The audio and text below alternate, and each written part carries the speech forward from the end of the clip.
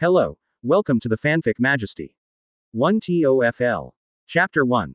The newest member of the Bulls. The sun shone brightly over the Clover Kingdom as morning came, the birds awoke and sung their song, echoing into the blue sky, and the leaves rustled with the light breeze that came with the coming of a new day. The sound of moving people was soon heard, people of different backgrounds and statuses, all heading to their separate destinations. Within a luxurious house, a boy awakens from his bed, he smiles and looks out his window, admiring the beauty of the outside. Good morning, the boy said to himself as he stretched and got out of his bed. He knew that today was going to be an important day for him. Young sir, are you up yet? A voice called from outside the boy's room, the sound had an elderly tone to it. I'm up, Eleanor, thank you, the boy said appreciatively before grabbing a towel that was folded on his bed and walked out of his room. 15 minutes passed before he came back, his body wet, a towel covering his lowering half. What to wear? He said as he dried himself off and turned to his closet. Opening it, he saw a variety of different clothes. He pondered on which he would choose before picking one. Of course, these are my favorite. He picked out two things from his closet and put them on. His attire consisted of a simple long-sleeved orange-collared shirt with the sleeves rolled up a bit above his wrists, and long black cloth pants. He walked over to a different part of his room where an array of fancy sandals and other footwear was lined, but the boy merely chose a pair of well-made, yet simple shoes.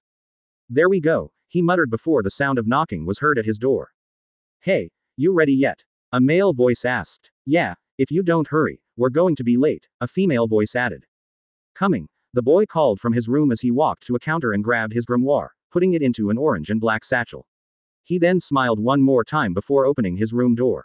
This is it, I'm ready. Miles away, in a different area of the Clover Kingdom, stood the Black Bulls' hideout, home to the Black Bulls, the roughest, toughest, most crazy Magic Knight squad in the whole kingdom. Their day began like any other day.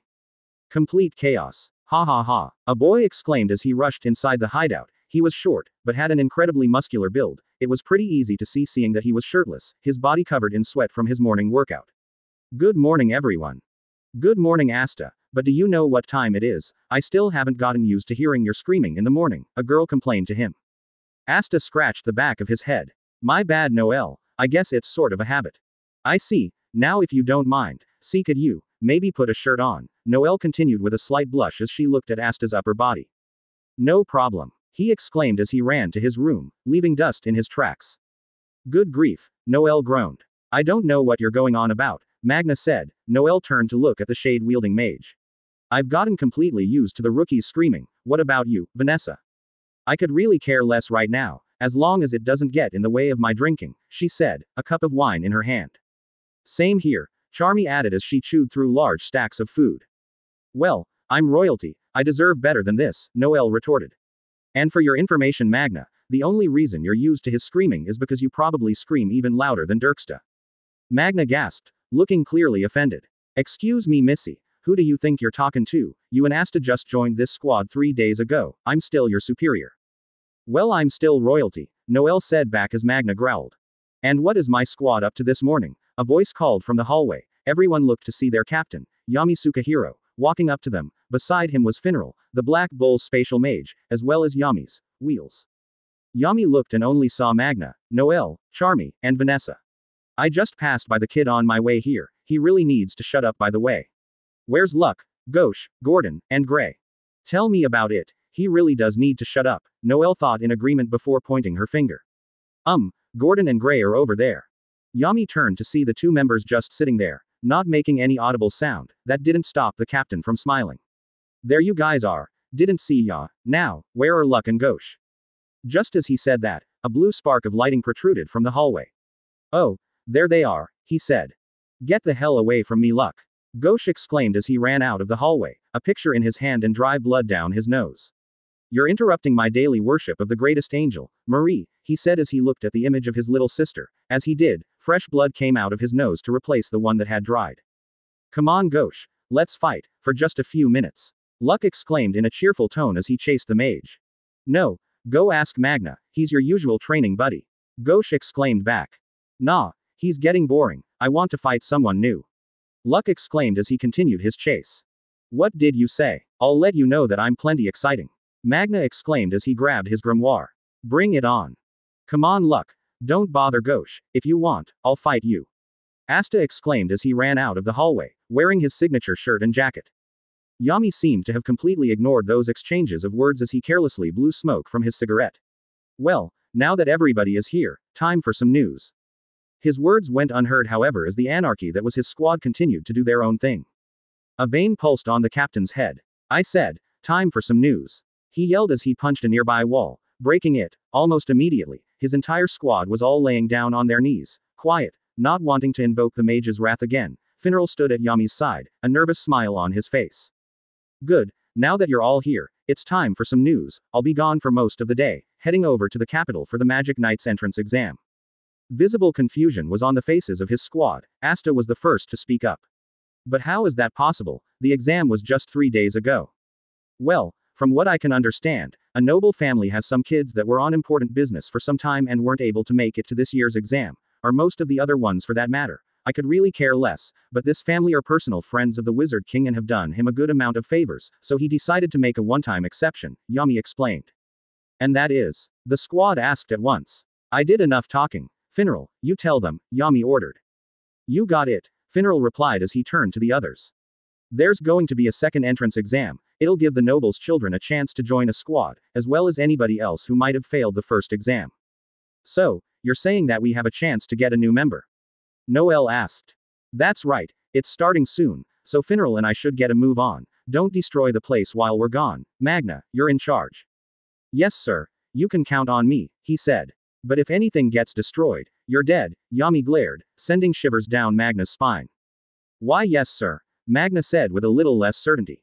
All right, we're off, Finral said as he created a portal. The two of them walked to the other side before the portal closed behind them. So, if we do get a new squadmate, what will they be like? Asta wondered aloud. Well, I for one hope they have a big appetite, Charmy replied, stuffing her face with sweets. Is eating the only thing you ever think about? Ghosh asked in a judging tone as he looked at her. I could say the same about you and your sister, Charmy fired back, enraging the mage. It's actually pretty creepy. You take that back, the worship of my angel goddess is completely normal, and if we get a new member, they'd better stay away from Marie or they're dead. The only one who needs to give her endless admiration is her big brother, he said to the small glutton. New blood came out of his nose once more as he thought of his little sister. This guy has some serious issues, everyone thought in unison. It was Luck who spoke this time. Well, I just hope they're strong so we can fight, though that might not be likely since they'll be tired out for the exam. Well, I guess one of you will have to do. I already told you to bring it on. Magna exclaimed, his grimoire ready for combat. I wouldn't do that if I were you. Why you remember what the sea captain said are right, Vanessa interrupted, her voice shaky from being drunk. Magna stopped as he remembered the captain's threat. But if anything gets destroyed, you're dead, his words spoke in Magna's mind. He immediately put his grimoire back into his satchel, turning to the lighting mage. Fear was evident in his eyes. Not this time, Luck. My life is depending on it, he groaned. Darn it, I guess I don't want to make the captain too angry either, but maybe if I did, he'd fight me out of anger, Luck thought aloud. You'd be dead, Magna said bluntly. Asta turned to Noel. What about you? What do you think our possible squad member could be like? Noel pondered the thought before answering. I just hope it's someone who can respect royalty, unlike all of you, she replied, flickering her hair back in a sophisticated manner. Well, if we get a new member, I just hope it's someone who likes being a part of our squad, Asta said. A number of hours passed as the Black Bulls waited, doing an assortment of things to pass the time. Eventually the sun set. Well, the exams should be over at this point, Asta said as everyone nodded. That's right, so what's taking Yami and Finral so long? They should be back by now, Magna groaned. Just as he said this, a spatial portal opened. The Bulls recognized it as Finral's portal, and he and Yami walked out from it. Hey there everyone, Yami greeted before eyeing the interior of the base. And Magna, nice work, everything is in complete order. I should really start threatening your lives more, it's the only way to keep you in line. I think you threaten our lives on a normal basis enough, his squad thought in unison. So, how did the exam go? Noel asked. As she said this, a look of disbelief formed on the faces of the two mages as if something happened that they could still not believe. It was quite interesting, Finral replied. Yup, and we even came back with a new member, Yami said as he blew smoke from his cigarette, but a slight look of disbelief was still on his face.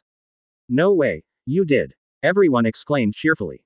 Finral turned to his portal. All right, you can come in now, he called before turning to his squadmates. Say hello to the newest member of our squad. A figure emerged from the portal. Everyone was eager to see who it was. At last, the figure came through the portal, the spell closed behind them. The squad looked at their new member. It was a boy. He stood at a height of 5 feet 9. He had an olive skin tone, short, kempt black hair with a single orange stripe going down the right side. He wore a simple long-sleeved orange-collared shirt that was rolled up a bit above his wrists, as well as long black cloth pants and simple, yet well-made shoes. Everyone had smiles on their faces, but on the faces of two of the Magic Knights was absolute shock. The boy gave a smile as he looked at his new squadmates. Hello everyone. My name is Kenos Rossiu, and starting today, I'll be joining the Black Bulls. Hey readers, this is the first Black Clover fanfiction I'm typing. I'm a big fan of the anime and the manga and just wanted a chance to share of one of my stories with the Black Clover fanfic community, so I hope you enjoy, and there's anything you want to know or discuss, don't hesitate to PM me. With that out of the way, please enjoy the next chapter. CYA. Chapter 2. Trial by Fire. Kenos Rossiu. So this is our newest member, everyone thought. It's nice to meet you Kenos, I'm Asta from Hage Village. Asta exclaimed as he walked to Kenos. Yami, however, grabbed Asta by his head and lifted him midair. What do you think you're doing kid? Finral is supposed to introduce all of you to him. Asta screamed, trying to free himself from the mage's grip. I'm sorry, it's just a habit. Now could you please let me go? He begged before being released. Yami sighed as he did so. As Asta checked his head to make sure nothing was broken, he saw something. Hey Kenos, what's that thing around your neck? Kenos looked down at what Asta was talking about. It was his pendant, a small violet crystal with the image of a wyvern silhouette engraved on it. The wyvern had its wings spread out and roared into the sky. Oh it's a pendant. The wyvern on it is my family's crest, Kenos replied. It's a pretty big deal in my family. Asta, do you seriously not know who that is? Noelle said. Asta turned to her and could see a look of shock on her face. What's with you Noelle? And you too Gauche, it looks like you've seen a ghost, Asta said. That's because this is Kenos Rossiu. The Rossiu house is one of the most if not the most successful noble houses in the kingdom. Even among royalty, they have a good standing, Noelle explained.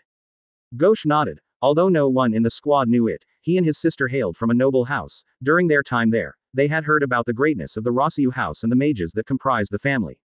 That's right, believe it or not, it was the Rossius that asked the Wizard King to do the second exam in the first place, Yami added. Asta's eyes widened as he looked at the mage. His mind went back to when Yami mentioned that his family are personal friends of the Wizard King as well as done favors for him. Hey Kenos, just asking, how old are you? I'm 16 years old, he replied. Okay, now it's time for the introductions, but you already met Asta, Finral said as he turned to each of the Black Bulls one at a time, beginning with Magna. This is our squad's fiery wild child, Magna Swing. Hey there rookie. Over there is our battle-hungry wilder child, Luck Voltia. Yo, wanna fight? I bet you're strong if the captain picked you. Then we have the glutton of the group, Charmy Papitson. Hello there. Just wondering, how big is your appetite? Ignore her. After her is our mute, Gordon Agrippa. Gordon's mouth moved, but his words were inaudible, causing everyone to sweat drop. Well, after him is the mysterious Gray. Kenos looked at Gray, a large man whose face was covered in shadows, smoke coming out his mouth. Everyone's sweat dropped once more. After Gray, there's Gauche Adley. Gauche would normally be looking at the picture of his sister, but this time, his eyes were on Kenos. How's it going? He simply said. Okay, now we have Vanessa and Oteka. Hello there. Why you're pretty cute, she said, walking over to him, still clearly drunk, and as usual, wearing nothing more but a bra and underwear. Kenos raised a hand to stop her advance. I'm sorry, I bet you're really nice, but you reek of alcohol and I'm not into older women. Vanessa gasped. Older women. I'll have you know I'm only 24, that's only 8 years. Finral placed his hand on Kenos' shoulder. Don't mind her, she says a lot of things when she's drunk. Next up is Noelle Silva. Kenos turned to Noelle. Silva, you're royalty, can't say I expected you to be in this squad. I could say the same for a noble of your status, she fired back. But doesn't your brother have a squad? He asked. She shrugged uncomfortably. Yeah, the young mage picked up her discomfort and decided not to persist further. Who's next? Well, that would be me. I am Finral Rollcase, your superior as well as the squad's spatial mage. Superior, should I call you sir then? Kenos genuinely asked. Nah, Finral is fine, and now to our last introduction, he turned to his side. We have the captain of the Black Bulls, the great Yami Sukahiro. Yo, it's good to have you on our squad, he said before chuckling. I still can't believe out of 3 squads, you picked ours. I can't wait to rub it in their faces. And that's all of us, we are the Black Bulls, Finral finished. Okay then, so, when do I get my robe? Kenos asked. His remark earned a grin from Magna. Oh, you'll get it all right, after you complete the baptism. Baptism? Kenos asked with confusion. Before he realized it, Asta and Luck grabbed each of his arms and pulled him backward, opening the gate and leading him outside. What the hell is going on here? He exclaimed as they let him go. The other walked out as well and stood on the side. Asta and Luck joined them as Magna stood opposite of Kenos. You mind explaining what's going on? He asked once more, looking for an answer to what exactly was going on. Even though you were picked by Captain Yami, you still have to earn your robe, and to do that, you must go through my baptism, Magna explained. Every rookie did the same thing, and now, it's your turn. Oh, I see, and what exactly must I do to pass this baptism? First, let's test your strength, do 300 push-ups. Magna exclaimed. 300. Kenos exclaimed, getting down and beginning. He was going strong for about 10 minutes, but then he started struggling. I work out, but nowhere near enough to do this many. I can probably only get 70 at a time, Kenos mumbled. Come on Kenos, this is easy. Magna made me do 10 times more. I know you can do it. Asta cheered, giving his support. After about half an hour he finished. His muscles were crying out in pain. Not bad. I have seen some that take longer, the shade-wielding mage congratulated. But you're not done yet. This time we'll test your stamina. Run 10 laps around this area, get to it. Normally, Kenos could have done it. He does 11 laps of running as his daily exercise, but after doing all those push-ups, he wasn't sure if his body could move anymore. Despite that, he kept going. Come on there Kenos, push past your limits. Yami called. Got it, he silently replied as he picked up his pace, quickly finishing it in 15 minutes. Alright, that's not bad, but of course, we've only just warmed up, Magna grinned. Kenos on the other hand groaned. Shit, this baptism is going to be the end of me. An hour passed as he did an assortment of random things, from running in place, to squats and lunges, to doing pull-ups on trees, to even holding up large pieces of stone. He had been given 20 minutes to rest before the final part of the baptism began. Okay Kenos, break's over, it's time for the last part. Once you complete this, you'll be initiated into the Black Bulls, but don't worry, this one will be the easiest. Somehow. I doubt that, the rookie thought. For the last part, you'd normally have to stop one of my magic attacks, but since you're a high-ranking noble, that might be too easy, so instead, we're going to battle, Magna explained. And just how is that easier? Kenos asked. It's easier because if you can lay even a finger on me, you win, pretty easy. Kenos stroked his chin. That was easier, but he still wasn't aware of the attribute Magna's magic was, but then again, the opposite was true as well. Okay then, let's begin, Kenos said as he took out his grimoire. It was primarily blue, with an array of intricate orange linings around it. It was then covered in an orange aura before it floated in front of him. Magna did the same. His grimoire floated in front of him as they both prepared for combat. To be fair, I'll let you get the first move, then we'll truly begin. Magna called. How kind of you, but you might want to look up for this, Kenos said as his grimoire flipped through pages before stopping on one. Take this, solar creation magic, rain of solar daggers. At his command, an orange circle appeared above Magna, dropping daggers of sunlight on the mage. Magna was half expecting them and dodged them as they fell to the ground. Solar magic interesting, never actually heard of that attribute. Thank you. Kenos ran towards him, using this as a chance to touch the mage. Magna, however, saw that coming. You really thought I would be defeated by something that simple? Think again rookie. His grimoire began flipping through pages. Here we go. Flame magic. Exploding fireball. A ball of fire came to his hand as he pitched it right at the solar mage. Luckily, he managed to duck out of the way. Don't think that's it. Take this. Magna exclaimed as he fired another one. Kenos had just ducked and didn't have the time nor the footing to do again quick enough. His grimoire flipped to another page. Solar creation magic. Amaterasu's guard. Right in front of him, the Japanese sun goddess appeared, protruding her hands forward, creating a shield to stop the attack. Not a bad defense spell there Kenos. Asta exclaimed. He's right, you have good attack and defense spells, Magna complimented. Thanks. From what I've seen due to experience, solar magic is a synergy type attribute. It focuses on a lot of categories: attack, defense, speed, accuracy, among other things, Kenos explained. Not bad, but you still have to catch me. Alright then, I'll need speed, I have a spell for that, Kenos stated as his grimoire flipped to a new page. Try this on for size: solar reinforcement magic, sunshine aura. An orange stream of energy surrounded the mage. This spell is good for increasing the accuracy and control of my spells, while at the same time boosting my physical speed and strength, he explained before running at Magna again. Wow, the flame mage remarked. Kenos was right. With this spell, he was moving a lot quicker than before. He backed up and used a reinforcement spell to boost his speed as well. How do y'all like that? Now we're moving on equal ground. Flame magic. Exploding fireball. With the speed Magna was moving at, it made the spell a little harder to dodge, but with his boost in speed as well, evading the attack was nothing he couldn't do. He's doing quite well. There hasn't been anyone who's made him need to use a reinforcement spell, Vanessa stated. No fair, Magna. Why do you get to fight him? I want to go. Luck exclaimed.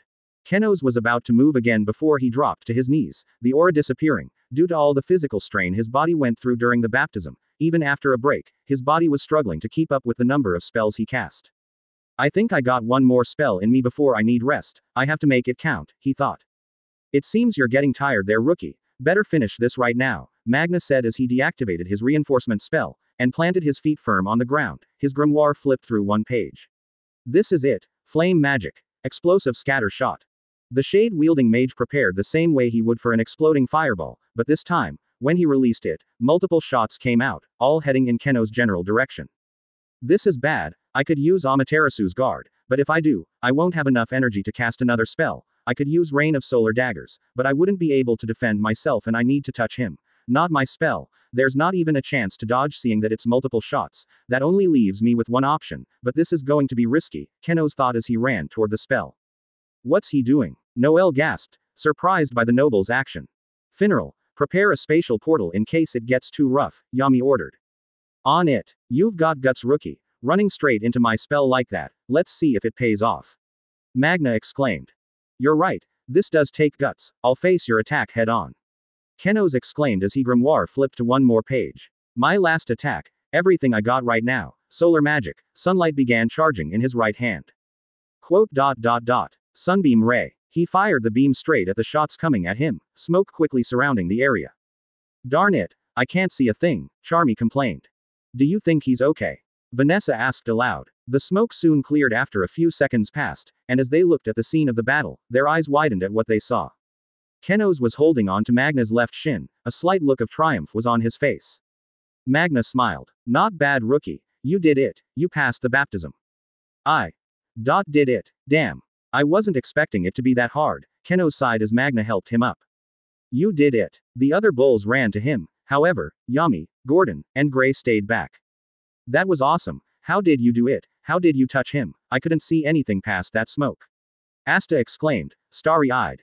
It wasn't easy. I fired my sunbeam ray at his attack to create the smoke, but I had to make sure he couldn't hear me, so after the smoke appeared, I jumped, hoping that I would land close enough to touch him. If I didn't make it, I'd have to run or crawl, then he'd hear me and react, in other words, I'd be screwed. You took a chance and it paid off. Not bad. I know you'll be a good addition to our squad, Magna said as he reached out into his side and pulled out a folded robe. Vanessa. On it, she said back as she took a wand out and levitated the robe over Kenos, lowering it down and releasing her hold on the robe. There you go. You actually look pretty good in it, Yami said as he, Gordon, and Gray made their way over there. Thank you, Kenos said. Now that you're a part of our squad, remember, don't do anything to bring shame to Yami, or to the Black Bulls, and you will fight to protect the Clover Kingdom, Magna said with a tone of solemnity. Kenos nodded. Yes, I will do my best. I dedicate my grimoire in service to all of you, and to the kingdom, he said as he took out his grimoire and showed it to everyone. He then looked down to admire his robe, but by doing that, he was unable to see the look of utter shock on the faces of everyone there, not able to comprehend what exactly they were looking at. They saw it. On Kenos' grimoire, it had 5 white leaves. 493 Chapter 3, Why I Joined This Squad. Chapter 3. Why I Joined This Squad. Ah, time for another day, Kenos yawned as he awoke from his bed.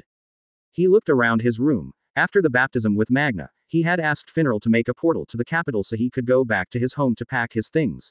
Finral was happy to oblige, and soon, Kenos came back with his bags, which surprisingly, wasn't too full. Magna then led him to his room. It wasn't as big or fancy as his room at home was, but he was happy. He had switched into his nightwear and had went to sleep. Kenos looked to a desk at the side of his bed. There he saw his robe. I'm officially a member of the Black Bulls. The people here are as quirky as I've heard, but they're not too bad after all. At least, I hope so, he said as he got up and walked to his bags, but as he did, a sad look came to his face. The people might not be so bad, and neither is this place, but, he began. I can't forget the real reason I joined this squad. He reached into his bag and grabbed his towel before heading out of the room, and as he did, he was met by a loud scream. Ah! The voice exclaimed. Who the hell is making all that noise? Kenos wondered as he followed the sound. He soon found its origin. Asta was vigorously sweeping the floor, and of course, he was screaming. Asta, what are you doing? He asked as he walked up to the teen. Oh, morning Kenos, how'd you sleep? Asta asked as he stopped sweeping. Pretty good, considering that so-called baptism last night, he replied. Also, you mind telling why you were screaming? Oh, sorry about that, I was doing some cleaning. He scratched his head before looking down at Kenos' towel. Oh, are you looking for the bath? It's down the hall. Make a left turn, walk down, then make another left turn. Oh, thank you, I still haven't been shown around this place, Kenos said as he began walking away from him. Oh, and by the way, Asta said. I'll be doing some training later. Care to join me? It'll be fun, I promise. Kenos' face was turned away from Asta, or else he would have seen the guilty look on the solar mage's face. Sorry, but I have to decline. There's something else I was going to do. Thanks anyways, he continued walking. Asta could feel something was wrong, but couldn't figure out just what it was. Okay, no problem, he reluctantly muttered. Kenos followed Asta's instructions and located the bath area. He had taken off his clothes and dipped into the hot water, sighing in satisfaction at its soothing temperature. For some time, it had managed to get his mind off the thought he had been pondering for the day, but as he exited and went back to his room where he changed into his clothes, he found himself thinking about it again.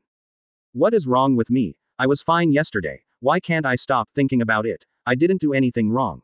So why do I feel this way? He thought to himself as he went to the main hall and saw all the others having breakfast and doing their own thing. Good morning everybody, Kenos greeted, a bit of sadness in his voice, but nothing that the others were able to pick up. Morning Kenos, Luck said in his usual cheerful manner as he ran to the mage, a smile on his face. Hey, since you're all rested now, how about we have a fight after breakfast? I don't know, there was something else I was planning on doing today, Kenos replied, not making much eye contact. Hey Kenos, over here, he turned to see Charmy with a huge plate of food. Since it's your first morning here, why don't I share some of my breakfast with you? Everything here is super yummy. That's very kind of you Charmy, Kenos said as he walked to her plate of food, but only grabbed a muffin out of it. But this enough for me. What? The small glutton exclaimed. Just a muffin? There's no way you'll get all your daily nutrients from just that. Yo, you on a diet or something? Magna said. He was currently scarfing down on a plate loaded with meat and potatoes. Or is eating light just a thing you nobles do? No, that's not it at all, Kenos replied. Magna smiled. Good, so come over here and have some of my meat. This is what men eat for breakfast. No, that's what idiots eat for breakfast, Noelle scoffed. Kenos looked to her plate and saw it was a well-portioned and well-balanced breakfast. I'm with Noelle. Why eat meat for breakfast when you have wine instead? Vanessa said as she took a large sip of a bottle of wine, her cheeks blooming red with intoxication. So, how about it Kenos? No, I'm fine, he politely replied before making his way to the door, a face of sadness and guilt on his face. This time, however, it was picked up by every person in the room. I just have something to do right now. He opened the door and walked out, shutting it behind him. I'm a bit worried about him, Finral spoke up, the others turning to him. Why'd he have that look on his face? Was it something one of us said? Well, judging on the way you all act, I'm guessing that's why he walked out, Noelle stated in her usual nonchalant mocking tone. What? That can't be it. He's a noble. He'd definitely hear that our squad is a bit more on the unorderly side, yet he picked us anyway, Magna said back. Well, maybe for now. We should just leave him alone. I bet he'll sort it all out eventually, Vanessa said, her voice shaky, but regardless, she had put her bottle down. She was obviously concerned for her squadmate. Aw man, and I wanted to fight him too, Luck spoke up, seemingly unconcerned with the current situation. Especially with the fact that he has a 5-leaf grimoire. Everyone's eyes tensed as he spoke those words. They still couldn't grasp the mystery that was Kenos' grimoire. The entire kingdom knew of the 3 leaves that every grimoire bared. Then there was the rare 4-leaf clover grimoires, but none of them have ever heard of there being 5 leaves. What does that leaf even mean? Gauche asked aloud. Everyone had a look of surprise on their faces, usually seeing Gauche fawn over his sister, but even he seemed to be interested. Not really sure. Each leaf represents something, with those things being faith, hope, and love, and in the case of a 4-leaf, there's good luck, Finral replied, counting off the representations of the leaves on his fingers. But what can a 5th leaf represent? Do you think we should just ask him? Noelle suggested. He's 16, so he's had his grimoire for a year, I bet he might know. I wouldn't recommend that, a voice said at the far end of the room. They all turned to see Yami drinking coffee and reading the paper. Seeing that he has something on his mind right now. Besides, do you really think it's anything to really worry about? A 4-leaf is pretty rare, so maybe a 5-leaf is a super rare or something like that. maybe that's why we've never heard of it, so for now, don't worry about it, the kid will tell us when he's ready. If you say so, Captain, Magna said as he saw Yami get up. Now, if you'll excuse me, I'm going to take my morning dump, he bluntly stated as he walked to the hall, but his mind was in thought as well. A 5-leaf clover. Nothing I really know about, but it does interest me. Something tells me there's more behind it that we can't comprehend right now. Something about the rookie named Kenos Rossiu, he thought before another thought came to his head. Hey, he turned and went back into the hall where his squad all looked at him. Have any of you seen Asta? Kenos took a bite of his muffin as he walked outside, silently appreciating its moist texture and cinnamon flavor, but in his mind, he still felt bad. They were all so welcoming to me, they're all so excited I decided to join them, but it only makes me feel like the opposite. Why? He said as he continued walking. Minutes passed before he found himself in a forest of trees. He climbed up one and sat on the big branches, looking at the sun, falling into a daze. The real reason I decided to join the Black Bulls, I was so sure of it, but now, all I feel is guilt. I guess it's because of the reason I joined this squad that I feel this way. Kenos, hey Kenos, are you okay? A voice exclaimed, forcing Kenos out of his daze. He looked down from the tree to see Asta, shirtless, his body covered in sweat. Asta, what are you doing here? He asked. I was doing some training. When I walked here to practice, I saw you sitting up on the tree. I called out to you, but you didn't answer, Asta explained. Oh, my bad, I was just thinking, Kenos said as he jumped down from the tree. He eyed his squadmate's upper body. Wow, you must train a lot. I can see how you were able to complete Magna's baptism. Thanks, I've been working out, even when I was a kid, the mage said with starry eyes. Oh, that's nice, Kenos said. Hey, Kenos, Asta spoke up. Yeah, Kenos asked. Do you mind telling me what's bothering you? Kenos' eyes slightly widened. What do you mean? I'm perfectly fine. I don't know. Earlier today, you just felt kinda off to me. You seemed a lot more positive yesterday, but now, something just feels wrong, Asta elaborated. Ya know, we're squadmates now. If you have something on your mind, I'll be glad to listen. Well, okay, I guess I could tell you, Kenos said as the two of them sat down on the grass. Ever since the day began, I've been feeling kind of, well, guilty. Guilty? About what? Well, it's about why I joined this squad, he replied. You see, 2 other squad captains as well as Yami wanted to have me on their squads. The other 2 squads were very popular, but despite that, I joined this squad. Okay, but what is there to feel guilty about? You picked our squad of your own free will, right? Was anything stopping you from joining the other squads? Asta curiously asked. Kenos sighed. Yes, there was. 2 things in fact, and those were my siblings. You have siblings? Yup, an older brother and sister. Out of the 3 children of the Rossiu house, I'm the youngest, he explained. But, over the years, we've had a bit of a falling out. I see, but how do they stop you from joining the other squads? That will require me to tell you what happened yesterday, Kenos replied. Flashback. Yesterday. Magic Night Entrance Exam. It was the combat portion of the exam, the part where the examinees would take turns battling each other to display their combat skills to the captains watching from above. The last fight of the exam was between Kenos and another mage, who used ice magic. The enemy mage had a smug look on his face as he looked at Kenos, whose face showed a mix of happiness and seriousness. Alright, this is it, you may be some high-ranking noble, but see if you can stop this. His grimoire flipped through pages before landing on one. Ice binding magic. Glacial prison. At his command, icebergs quickly approached Kenos, ready to entrap him in ice. The second contact was made, but luckily, the solar mage wasn't going down that easily. An impressive spell, and it's moving at a pretty decent speed, but it won't be much of a threat, Kenos said, his grimoire flipping to a page. Solar magic. Sunbeam ray. Sunlight charged in the teen's hand as he blasted it straight at the approaching icebergs, destroying it immediately. What? No, my spell, I can't lose again. The second exam is my last chance to get into a squad this year. He screamed as his grimoire began flipping through pages. But Kenos wasted no time moving in on his opponent, not giving him time to recover. Sorry, but I won't lose this match either. I want to win too. His grimoire flipped to the next page. I'll finish this. Solar creation magic. Solar construct. Gauntlet. A gauntlet made of sunlight appeared on Kenos' right hand. He quickly launched a punch into his opponent's face, sending him to the ground, and knocking him out unconscious. And the winner of this match is Kenos Rossiu. The mage who mediated the fight announced. Cheers were heard from the onlookers. That kid has got some incredible skill. Well, what do you expect? He hails from the Rossiu house. All 3 of them have given us awesome matches to watch. You got that right. It's practically guaranteed that a squad will want them. The only question is which one. Now that all the combat was over, the part where the captains would select examinees to join their squad had begun. A good few numbers passed and not many captains selected someone. Okay. Next up is number 86.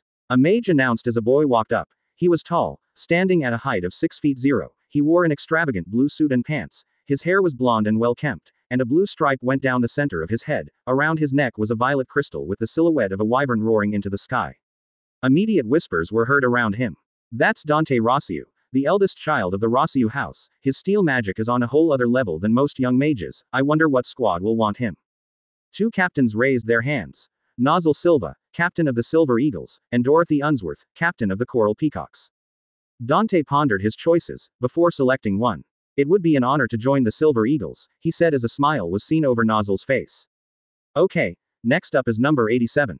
The mage announced as a girl walked up this time. She was tall as well, standing at 5 feet 11. She wore a short, yet expensive-looking purple dress, with black leggings. She had long brown hair with a purple stripe going down the left side of her head. Around her neck was the same crystal as Dante. Like before, whispers were heard around her. And there's Oksana Rossiu, the eldest daughter. From the match she had, it's pretty easy to say she's a pro with her phantom magic, not to mention she's frickin' gorgeous.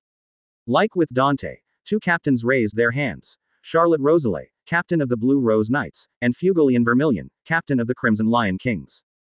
Oksana wasted no time selecting who she wanted. It would be an honor to join the Crimson Lion Kings, she said as Fugolian merely nodded. Alright then, last up for the day is number 88. The mage announced as Kenos walked up before the captains. Whispers were heard around him, praising him for his magic ability. This time, it was 3 captains who raised their hands. Nozzle, Fugolian, and the captain of the Black Bulls, Yami Sukahiro. Snickers were heard from the onlookers. Is he serious? Why is the captain of the Black Bulls even raising his hand? Their squad is full of nut jobs. It's pretty easy to see he'll join one of the other 2. The only question is which one though. Will he join the Silver Eagles with his brother, or the Crimson Lion Kings with his sister? The second Kenos saw what squads wanted him, he knew which one he would pick, but he was a bit taken aback there weren't any slightly better alternatives, but he didn't mind. It would be an honor to join. The Black Bulls. Huh, that sound was heard all around the area. Even Nozzle and Fugolian were a bit surprised. Heck, even Yami and Finral, who was beside him, had faces of complete shock. They did choose for him, but they didn't actually think they was going to get selected after seeing the other captains that wanted him. Kenos turned to Yami and bowed respectively. Thank you for selecting me, I promise to do my very best. End flashback. So, the reason you joined the Black Bulls was because you didn't want to join the squads that your siblings were a part of, Asta deduced from Kenos' story. That's right, I was so sure of it yesterday, but now, I just feel guilty, Kenos admitted. You and the others welcomed me with open arms. The rumors about how most of you are a little crazy might be a bit true, but I can tell you are good people, and to think I wouldn't care as long as you were another squad. I feel so mad at myself, he punched the ground in frustration. You could have all been the shittiest people in the entire kingdom, but as long as you weren't their squads, I could manage. I get how that can be kind of rough, but I know something you could do, Asta said.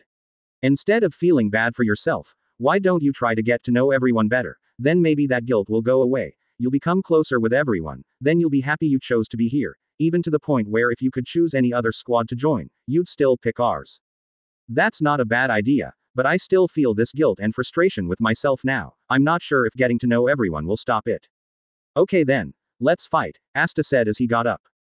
Fight. Yeah, something to help you vent out all that frustration, so all that's left is anticipation, the anticipation to become closer to your new squad. Okay, I guess that makes some sense, Kenos said as he got up, his grimoire floating in front of him. Alright, let's do this. Asta exclaimed as he drew out a sword from his grimoire. Kenos marveled at the rusty weapon. Cool sword, is that blade magic or something? Wait, I'm not picking up any magic from that weapon, are you either? Well duh, I don't have any magic power, Asta scratched the back of his head and gave a playful smile. What, you have no magic? Never heard of that before, I bet that comes with its own perks, Kenos stated.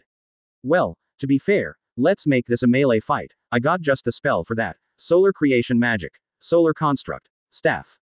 Sunlight gathered and formed into a bow staff, which Kenos grabbed and held at the edge, as if he was holding a sword. Asta's eyes widened as he saw the spell as well as one more thing. Awesome spell, but I didn't know you were left-handed, he said, seeing that Kenos held the staff with his left hand instead of his right hand.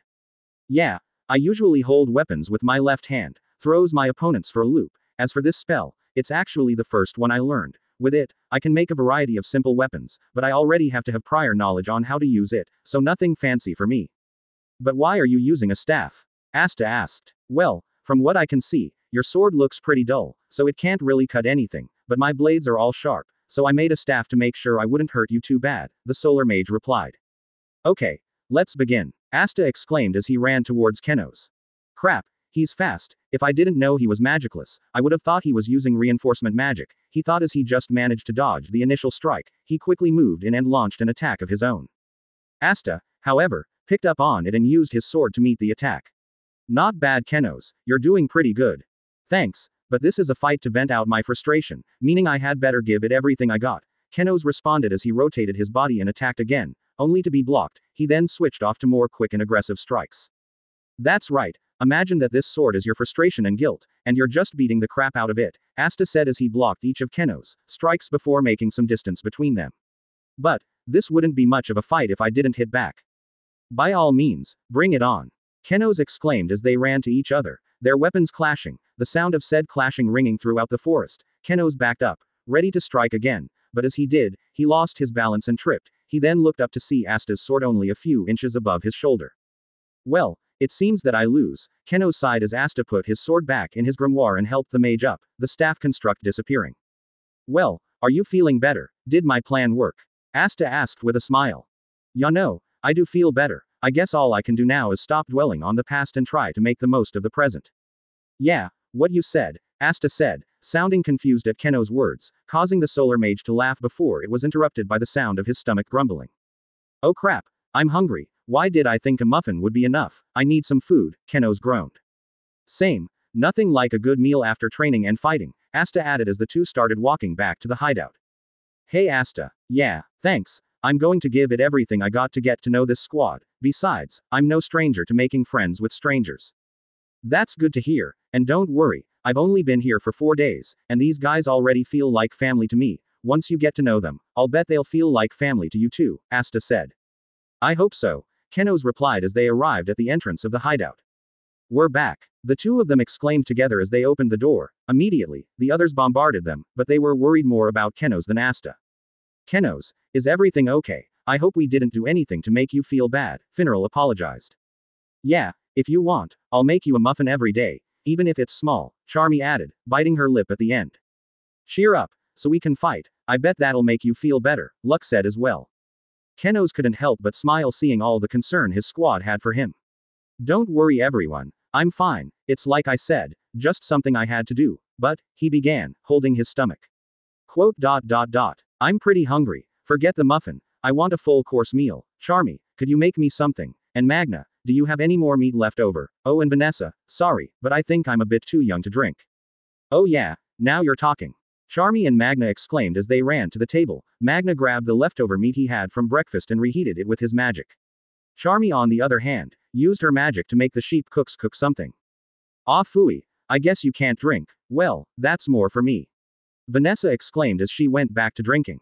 Alright then rookie, sit your ass down and eat. Magna grabbed Kenos and placed him on a seat. In front of him was a large plate of food. Kenos grabbed his fork, but before he dug in, he looked at his squadmates, the people that had welcomed him in and made him feel at home. The ones that were present all gave him smiles and looks of encouragement. He then took a bite, savoring its delicious flavor. He didn't have to feel guilty anymore, because now he's here, with the Black Bulls, his squad, and soon, his family. 493 Chapter 4. First Mission Part 1. Chapter 4. First Mission Part 1. And over here is the beast room, Asta said as he and Kenos entered a room with purple lighting and caged beasts, banging on their metal prison. The next day had come, and Asta decided to give Kenos a tour of the hideout. He had shown him every place Magna had shown him. The final place was the beast room. These are Yami's pet beasts, it's up to me to feed them every day, Asta cheerfully exclaimed as he took a large piece of meat and tried to feed to one of them, but as well as the meat, the beast took half of Asta's body into its mouth. Ah, help, the magicless mage exclaimed as Kenos rushed to his side. Let go, boy, or girl, let go, you don't want to eat him, I bet he tastes bad, Kenos said as he tried to open the beast's mouth. Yeah, I taste terrible, Asta added from the inside of the beast's mouth. The beast then relinquished its grip on the boy and ate the meat. Thanks for your help, Asta thanked Kenos with a bow of joyous gratitude. No problem, do you go through that every day? Kenos asked with shock. Yup, I've been doing it for as long as I have been here, which hasn't been long, but I'll get used to it, he replied. Well, anyways, thanks for showing me the hideout. I thought Magna was going to do it since you said he did it for you, Keno said. Yeah, but he and Captain Yami said they had something to do, so Magna told me to do it, Asta explained. I see. So Asta, I was thinking about the whole getting to know everybody here. Would you mind if I started with you? Keno's asked. Oh, sure, I guess I can start with my sword, he replied as he drew it out. From what I can tell, it can erase any spell it comes in contact with. Wow, I couldn't feel magic from it, so I guess it's sort of like anti-magic, he said before holding his chin.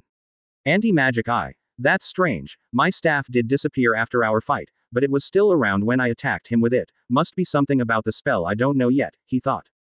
Yeah, you could say something like that. As for something else, he continued, breaking Keno's train of thought. I was raised as an orphan in a church in Hage Village. Me and my foster brother, are the oldest ones there. Keno's asked. Yeah, he's a member of the Golden Dawn, but he's my rival. We're both striving to be the Wizard King. The teen exclaimed. The Wizard King I can tell you it won't be easy, Keno stated to his squadmate. I know, but we have something to prove, Asta began as he looked up. That whether you're rich or poor, royalty or commoner, anyone can shine in this world, that you're not trapped to live the life you were born in. Keno's looked at his squadmate with new respect. Now that's a dream a Wizard King should have. Oh yeah, your family or personal friends of the Wizard King, next time you see him, you mind telling him about me? Asta asked. Don't need to. If you want to become the Wizard King, you'll meet him soon enough, and trust me, I know him. If the two of you were to meet, I already know you'd become immediate friends, Keno's reassured him. You really think so? He exclaimed with his signature starry eyes. Yeah, you two almost act the exact same, Keno said as he then scratched his head. And there are times that can be a bad thing, he mumbled the last part. What was that? Asta asked. Oh, nothing, just talking to myself, Keno's quickly replied. But I wonder where did Magna and Captain Yami head off to, and when they'll be back. Hey Rasta, I see you showed Keno's around the hideout, nice work. The two rookies heard Magna's voice from behind them. They turned to see him and Yami approaching them, but they weren't prepared for what they saw next. The two black bulls were completely naked, only their robes protecting their upper halves, leaving the bottom half exposed. Keno's was a boy, and that comes with being used to seeing other boys naked, but even he was surprised to see them like that, and what shocked him even more, was that they didn't even seem to care, they were laughing in fact. What the hell happened to you two? Keno's and Asta asked. We went out gambling and lost our clothes, Yami simply replied. Oh, and now we have to do a favor for the winner. Asta, I'm sending you, Magna, and Noel to Saucy Village to handle some wild boars. Boars, Asta repeated. That's right, it's a nice and simple first mission for a pair of rookies, so get ready, and tell Noel, you're leaving in 10 minutes, Yami answered. All right, Asta exclaimed as he and Magna ran out of the room, leaving only Yami and Keno's. So, Captain Yami, will I be going with them as well? Keno's asked. The captain blew out smoke from his cigarette. Nope, I'm sending you on another mission. He reached into the strap of his robe and pulled out a piece of paper. We got a complaint from someone in Realzu Village, but the exact problem isn't specified. Realzu Village? Keno's asked, never hearing of such a place. Yeah, it's a village a good amount of miles away from here, Yami replied. You're going to go there, see what the complaint is, and take care of it, then return here when you're done. I don't think it'll take long, so be here before sundown. Yes sir. So who's coming with me, Vanessa, Luck, Finneral? Keno's asked once more. Neither of them, you're the only black bull going on this mission, Yami simply replied. Keno's looked dumbfounded. What? He exclaimed. I'm a rookie, you're sending me to complete a mission I know nothing about and I'll be by myself, are you crazy? Yami glared at the solar mage. No more complaining from you or you're dead. Keno's gulped, not wanting to raise the mage's wrath. Right, sorry sir. I said you're the only black bull going on this mission, not the only person. Another squad got a similar complaint, so they're sending someone to go there as well. You'll meet up with that person and complete the mission together, Yami clarified. That will make things a lot easier. Don't worry Captain, you can count on me, Keno said as Clover saluted him. Good, now you better get a move on. I'm going to go put on some clothes, the mage said as he left the room. Keno's was so caught up in the info on his mission that he forgot the captain was still naked, but the thought returned as soon as he mentioned it. Yeah, you go and do that, he mumbled. Keno's left the room and grabbed his flying broom, heading outside. There, he saw Magna, Asta, and Noel, all sitting on a jacked-up broom with a skeleton on it. Hey Keno's, where are you off to? Magna asked. Yami sent me on my own mission. I'm kind of excited, but still a little nervous, Kenos replied before looking at Magna. Is that your broom? Magna grinned. You know it, I call her Crazy Cyclone, isn't she a beaut? Well, it's pretty, Kenos began to say. Lame, Noelle interrupted. I told you, it is not lame, Magna growled. Well, I said it is, and I'm royalty, Noelle crossed her arms and turned her head. Whatever, Magna whispered before turning to the solar mage. You're going on your first mission, all by yourself? He asked. Kenos nodded. That's right. Well, good luck then. Don't do anything crazy, the flame mage said as Noelle and Asta got on Crazy Cyclone. It then flew away. Off I go, Kenos mumbled as he got on his broom and flew in the opposite direction. This is it, my first mission. Half an hour passed as Kenos flew toward the village. As time passed, he noticed that he saw fewer and fewer buildings and trees. It all seemed to be replaced by what looked like a vast wasteland. Is there really a village around here? I don't think this is a suitable place for people to live, he wondered aloud as he continued flying. But then, he saw it, in the distance, a village, short stone walls acting as a border. Kenos noted its round shape. Ah, there it is, Real Zoo Village, not too big, but then again, this is most likely Forsaken Realm territory. I just hope I can help them with whatever problem they have, he said as his broom increased its speed slightly. I'm almost there, so where is this other magic knight that's supposed to help? Kenos began before being interrupted by a loud scream. Ah, the voice exclaimed. It got louder, meaning the source was getting closer. What the hell? That screaming is so loud. Did Asta follow me, or is his scream reaching me all the way from here? Kenos mused with a small look of annoyance. Hey you, watch out. The voice exclaimed again. Kenos turned to his side to see a girl on a broom, racing towards him. Kenos' eyes widened. What the? Was all he got to say before the girl crashed into him, causing both of their brooms to spiral downwards towards the ground. Neither of them could do anything and they crashed into the ground, a loud cloud of dust following their descent. Shit, that hurt. Luckily nothing's broken, Kenos mumbled before turning to the girl. The dust cloud was still there, so he could only see her figure next to him. Hey, are you okay? Yeah, I'm fine, nothing's broken, the girl replied. That's a relief, and now that that's out of the way, Kenos began. What the hell was that for? You're lucky we didn't get too seriously hurt. I'm really sorry, the girl exclaimed apologetically. Kenos sighed. It's all right, at least we're both okay, just be more careful, he said before the dust began to clear. The solar mage rose to his feet. Nice, the dust is clearing, we'll be able to fly again as soon as it fades, he said as it faded away completely. Nice, need any? He was about to offer her a hand, but stopped once he saw her. He quickly noted her features. From the looks of it, she appeared to be around 5 feet 6. She had magenta and blue hair that was in a neat spiraling pattern tied up in a ponytail. She wore a simple beige long-sleeved shirt and a black skirt that went a little above her knees. She had a well-pronounced C-cup chest, but there was something else that caught his eye. She's a magic knight, he thought, looking at the robe she had on. You're a part of the Aqua Deer. The girl grinned. That's right, and you're a part of the Black Bulls. I've heard a lot about your squad, but you seem nice enough, she said. You were even kind enough to ask if I was okay before lecturing me. No problem, but 2 questions. Why exactly did you crash into me? And what are you doing here? Well, for your first question, I crashed into you because I was being chased by anti-birds, the girl replied as she pointed up. Kenos looked up to see the flock of sparrow-like birds. Anti-birds, but aren't they only attracted to people with little magic power? Kenos asked. That and food, the girl said back, taking something out. It looked like a cloth people would use to hold food. I brought a snack with me, but the smell attracted them. I had to increase my speed to get away from them, and you already know the rest. Kenos nodded with a painful look. And as for why you're here? Oh yeah, I was sent on a mission. My squad received an unknown complaint from some place called Real Zoo Village. They told me that another magic knight would be here to assist me, she replied. That's strange. I was sent on the exact same mission, Kenos said. A look of realization came to him and the girl. The two laughed. They had found their mission partner, just not in the way they were expecting. Well, that's an odd way to run into your partner. Kenos grinned before extending his hand to the girl. I'm Kenos Rossiu. The girl extended her own hand and they shook. Nice to meet you, Kenos. The name's Zuka Glatenia. It's good to meet you too, Zuka. I'm relieved. This is my first mission. I hope you don't mind if I take your lead on this one. I don't think that would be a good idea, Zuka nervously chuckled. I'm only 15. I'm a rookie too, and this is my first mission. I was actually hoping you could take the lead.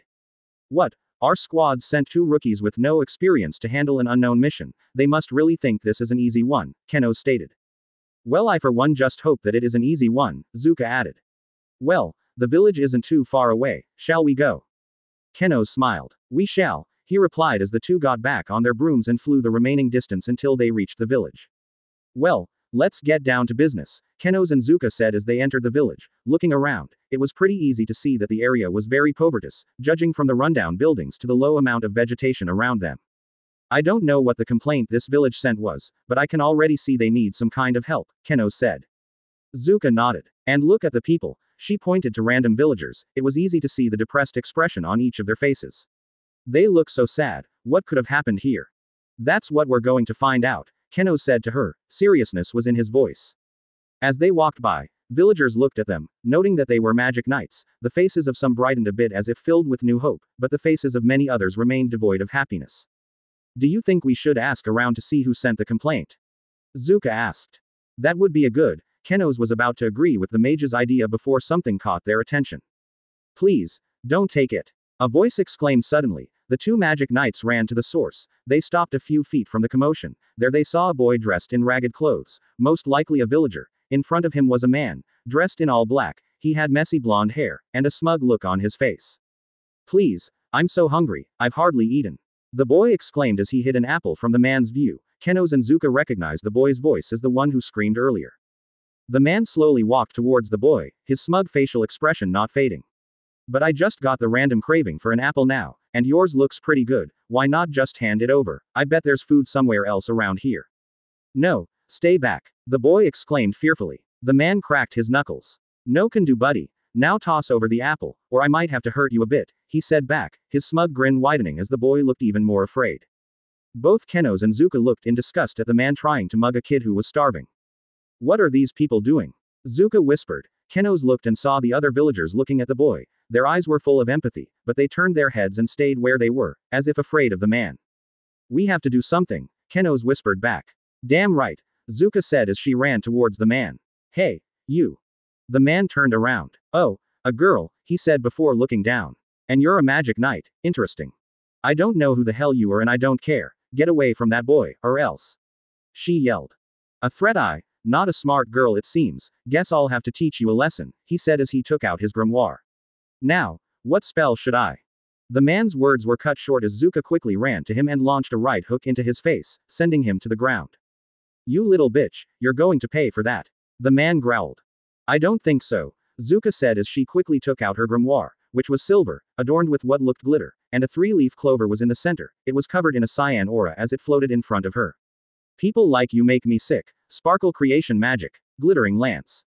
The pages of her grimoire flipped before stopping. Glitter then came out her grimoire. The glitter then condensed itself into a medieval-style jousting lance. She quickly grabbed the lance and pointed it at the man, only a few inches above his heart. The man stopped. Fear was in his eyes. You talk a big game, but you're slow as hell, Zuka said coldly. I'll give you a choice. Either you leave that boy alone and get out of this village, or I'll have to get my lance messy, with your blood. Keno's looked in complete surprise. Zuka didn't come off to him as a violent person. She seemed quite nice to him. But then again, circumstances change the way a person acts, and the guy looked like he was asking for it. Damn, she threatened him like a pro. I think Yami has some competition, he thought before quickly coming to her side. Don't forget about me. You refuse and we'll both give you an ass kicking. So, what's it going to be? Zuka asked again. The man growled. Fine, you just got lucky today. I'll be back, and you'll regret it. He exclaimed. Zuka grinned. Somehow, I doubt that. Her lance disappeared. The man got up and ran. That was awesome, Zuka, Keno said as the two high-fived. Why thank you, she said. So, your attribute is sparkle, Keno's then said. No offense, but doesn't it sound, well, a little bit, girly? Zuka laughed before smiling. True, but my magic is far from weak, that I assure you. What's your attribute?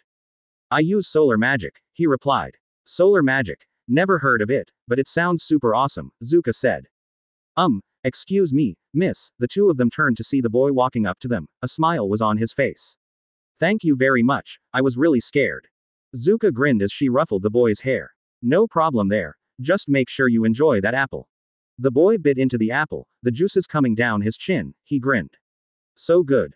Keno's and Zuka smiled. The other villagers saw them and what they did, but instead of looking happy, they looked afraid. Keno saw their looks and his smile faded. I don't get it. Why do they look so scared? You sent that guy packing. I can answer that question. A voice said. The two turned to see an old lady walking over to them. She wasn't too tall, and she wore red raggy clothes. What do you mean, and who are you? Kenos asked. The old lady smiled. My name is Louise, and if you magic knights are here for what I think you are, then that means you received my anonymous complaints. Chapter 5. First Mission Part 2. Wait, you're the one who sent the complaints? Kenos asked. Louise nodded. That's correct. But why? What problem do you have exactly? Zuka then asked. Why don't we head to my house before I explain any more? Louise said as she began walking. The two teens followed her until they arrived at a small house. The three of them walked inside. I know it's not a very large place, but please make yourselves comfortable, she said. Thank you very much. The two of them bowed respectively as they sat on two chairs. Kenos then spoke up. Tell us, Louise, what did you need of the Magic Knights? As you've already seen, the problem we have is related to bandits, and that man you encountered earlier was one of them, Louise replied.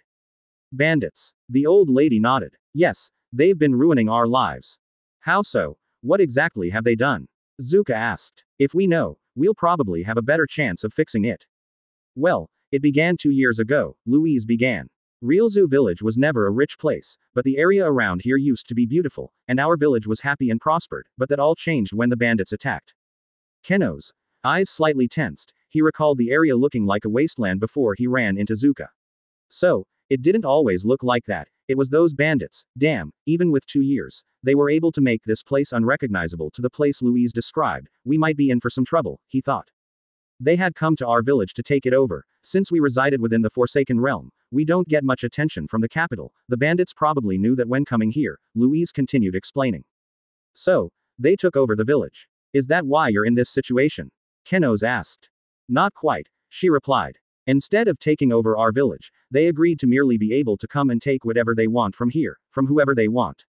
Zuka growled softly, remembering the bandit that had tried to steal the boy's food. That explains what happened earlier, but something's been bugging me. If that's your problem, why make it anonymous? Louise sighed as a sad look came to her eyes. Well, that's because of this village's chief, Nicholas. The chief. They both said confused. You mean he's stopping you from specifying your problem? Why exactly? Kenos then asked. Remember when I said that instead of taking over the village, the bandits decided to just take stuff from us? She asked as they nodded. Well, there was a reason for that. Please tell us. When the bandits first came here, they planned to take over the village. No one stood against them, in fear of what would happen to them if they refused. All for one person, that is, the old lady began. Nicholas' wife, a kind and serene yet stern woman, refused to let the bandits take the village. She fought them, trying to protect them all. But it was no use. She was no match for the bandits' leader, and she knew it. What about Nicholas? Didn't he help when his wife was fighting? No. When word came of the bandits' arrival, he gathered everyone into the village square and stayed with us, but his wife volunteered to go and take care of them. I was worried for her and secretly followed her. It was from the shelter of a building that I saw it. The leader killed her. Kenos and Zuka's eyes fell once they heard those words. The leader carried her dead body to the square where we all were. Nicholas was heartbroken. He pleaded with the leader that he would do anything, just as long as the village wasn't taken over and nobody else died. The leader agreed, and that led to the situation we're in now. Louise finished. The reason I made the complaint anonymous was because I didn't want Nicholas to find out, or he would stop me. He just wishes to comply with their demands. I don't get it. The bandits were in the position to refuse Nicholas' request. Why didn't they? It sounds better to just take it over and run them out. Kenos asked. True. But I think he only agreed just to see us suffer, Louise replied. Nicholas' wife was loved by the whole village. When she died, they were heartbroken too, and what would be better to them? Driving us out and taking our resources, or taking our resources while watching us fall into despair and hopelessness as we give in to their demands. This leader guy makes me even sicker than that other guy. Well, at least they're gone, Zuka scoffed. I wouldn't say that. The man who you defeated earlier, he's the leader's right-hand man. They definitely will be back. They can come at honestly any time, but the latest would be tomorrow morning since that's when they come to reap what we have. Shit, that means we can't go get help. They could be back before we do, and if one of us goes, that will be leaving the other to face them alone, Kenos said before turning to his partner. You don't happen to have a transmission device that will connect us to a squad, do you? Zuka shook her head. No, my squad didn't think this would be a hard mission, so they didn't give me one, she replied. I see. Well, there is something else we could do. He then turned to the old villager. Louise, if you could, can you show us to this Nicholas? The three walked outside. It didn't take long before they arrived at another house, but this one was bigger than all the other ones in the village, making it pretty easy to deduce as the chief's house. Louise didn't bother knocking and just turned the knob of the door. Opening it, she turned to the teens. Nicholas usually keeps his door open during the day in case anyone needs help. The two simply nodded as they entered the building. They walked around until they reached a door. On the door, there was a sign that read, "Office." Unlike last time, Louise knocked on the door, and a voice from the other side spoke. "Come in," the voice called as they opened and walked inside. There they saw a man sitting at his desk reading a book. He had light blue hair and wore a white-collared shirt. "Hello, Nicholas," Louise greeted. Nicholas smiled. "Hello, Louise, is there anything you—" He stopped as he saw Kenos and Zuka enter. He looked at them, but his attention was less on them and more on their robes. The smile on his face disappeared, replaced by a worried look. Louise, why are magic knights here?" he asked. Louise was about to reply before Kenos stepped up. "Louise sent us an anonymous complaint. We then came here and she told us that your village has had trouble with bandits." "What?" Nicholas exclaimed as he slammed his hands on the table and got up, turning to Louise. "What were you thinking? Are you trying to get us all killed?" "Nicholas, I had to," Louise replied softly. "Oh, you had to? Well, I'm sorry. Maybe you can tell those bandits that when we're at death's door." He screamed before calming down a bit, sitting down and grabbing his head. "We're doomed. If they find out magic knights are here, we're definitely doomed." Zuka walked up. "Yeah, they already know we're here. We had a run-in with their so-called second-in-command." Nicholas' face darkened. "Then we're doomed for sure. They'll kill every single one of us." "No, they won't. We'll stop them," Kenos said with determination. "Zuka and I might be rookies, but we're still magic knights. We swore to protect the kingdom. We came here to ask if you would join us. Together there's a chance we could." "No," Nicholas interrupted. "You shouldn't have come here. We would have been better off giving in to their demands, instead of dying because of your actions." "Better off," Zuka silently said, a shadow covering her face. She walked to Nicholas' desk and slammed her hands on it. "Don't give me that bullshit. Have you seen this village? Your people are depressed, poor, and starving. If you keep giving in to their demands, you'll eventually die anyway," she exclaimed. Kenos and Louise looked at the Sparkle Mage, initially surprised by her sudden outburst, but then nodded, knowing what she said was true.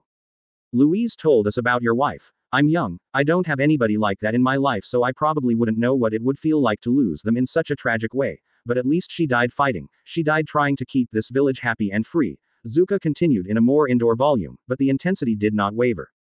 "That's right. You don't know what it's like. She was my everything, the love of my life. The last words she told me was to not worry as she went to confront the bandit leader." Nicholas exclaimed. "The next time I saw her, she was dead, lifeless on the ground. After the bandits left, how long I cried, how long I wished that she was still alive, how much I wished I could make those bandits pay. But I can't. That's the reality of it. My wife was a stronger mage than me. I can't beat them. The only thing I can do is do as they say, and they won't take another person from this village.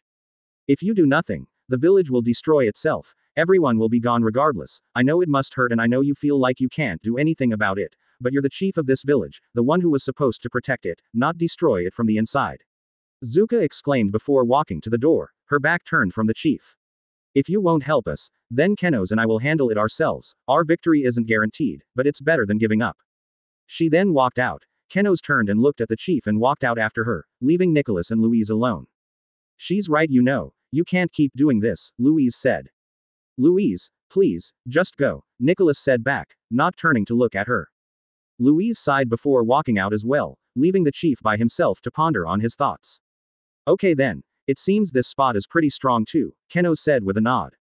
A few hours passed after their meeting with Nicholas. Kenos decided to get a good look at the village from all sides. He had just finished verifying the stone border before he walked to the village square. From the opposite side, he saw Zuka walking there as well. "How'd it go?" she asked. "Good. The border on the left side of the village is pretty tough despite being short," he replied. "And you?" Zuka nodded. "Same on the right side, and I found a good spot for the villagers to go when the bandits attack." "Good. Since the walls are strong, they'll most likely attack from the entrance," he said before looking up into the sky, seeing that the sun was about to set. "And it's starting to get late, meaning they'll most likely be here tomorrow morning." "Are you sure? Wouldn't it be smarter to attack in the middle of the night?" Zuka asked. Kenos nodded. "Yes, it would, but they only know your magic attribute as well as not knowing the extent of our magic. Attacking at night can very well be an advantage for us to them when you take into account the element of mystery. A straightforward attack to simply overwhelm us would be the better move." "Okay then, if you say so." Zuka said as she then heard faint whispering. She and Keno's turned to see villagers looking at them. Word had spread throughout the day that they planned to take the bandits on. Those are the magic knights who stood up to Reginald, a villager whispered to another. The other villager nodded. Do you think they can actually take the bandits down? I don't know, there's only 2 of them, and they look pretty young, I wouldn't bet on it. Zuka heard some of the things they said and frowned a bit. They think this won't be easy for us, I'm starting to get a little worried. Keno's looked at her and gave her a slight grin. Don't get cold feet now, especially seeing how you told off Nicholas like that. I still wonder if you're the same person who crashed into me earlier today. Zuka giggled. That's just the kind of person I am. I'm nice to those who are kind, like you, and those who do or say stuff that pisses me off will feel my wrath. It was I was known for back home, among other things. Home, where'd you grow up? Keno's asked. In Hiroka village. It's far away from the capital. After all, I am a commoner, she said with a slight tone of glee. The chief in my village is strong-willed, she would never let this happen to her village. You're a commoner, yet you have such interesting and strong magic, I bet they're proud of you, Keno said. I'm a noble, and I'm strong, but it's not as impressive when compared to other mages who share my status.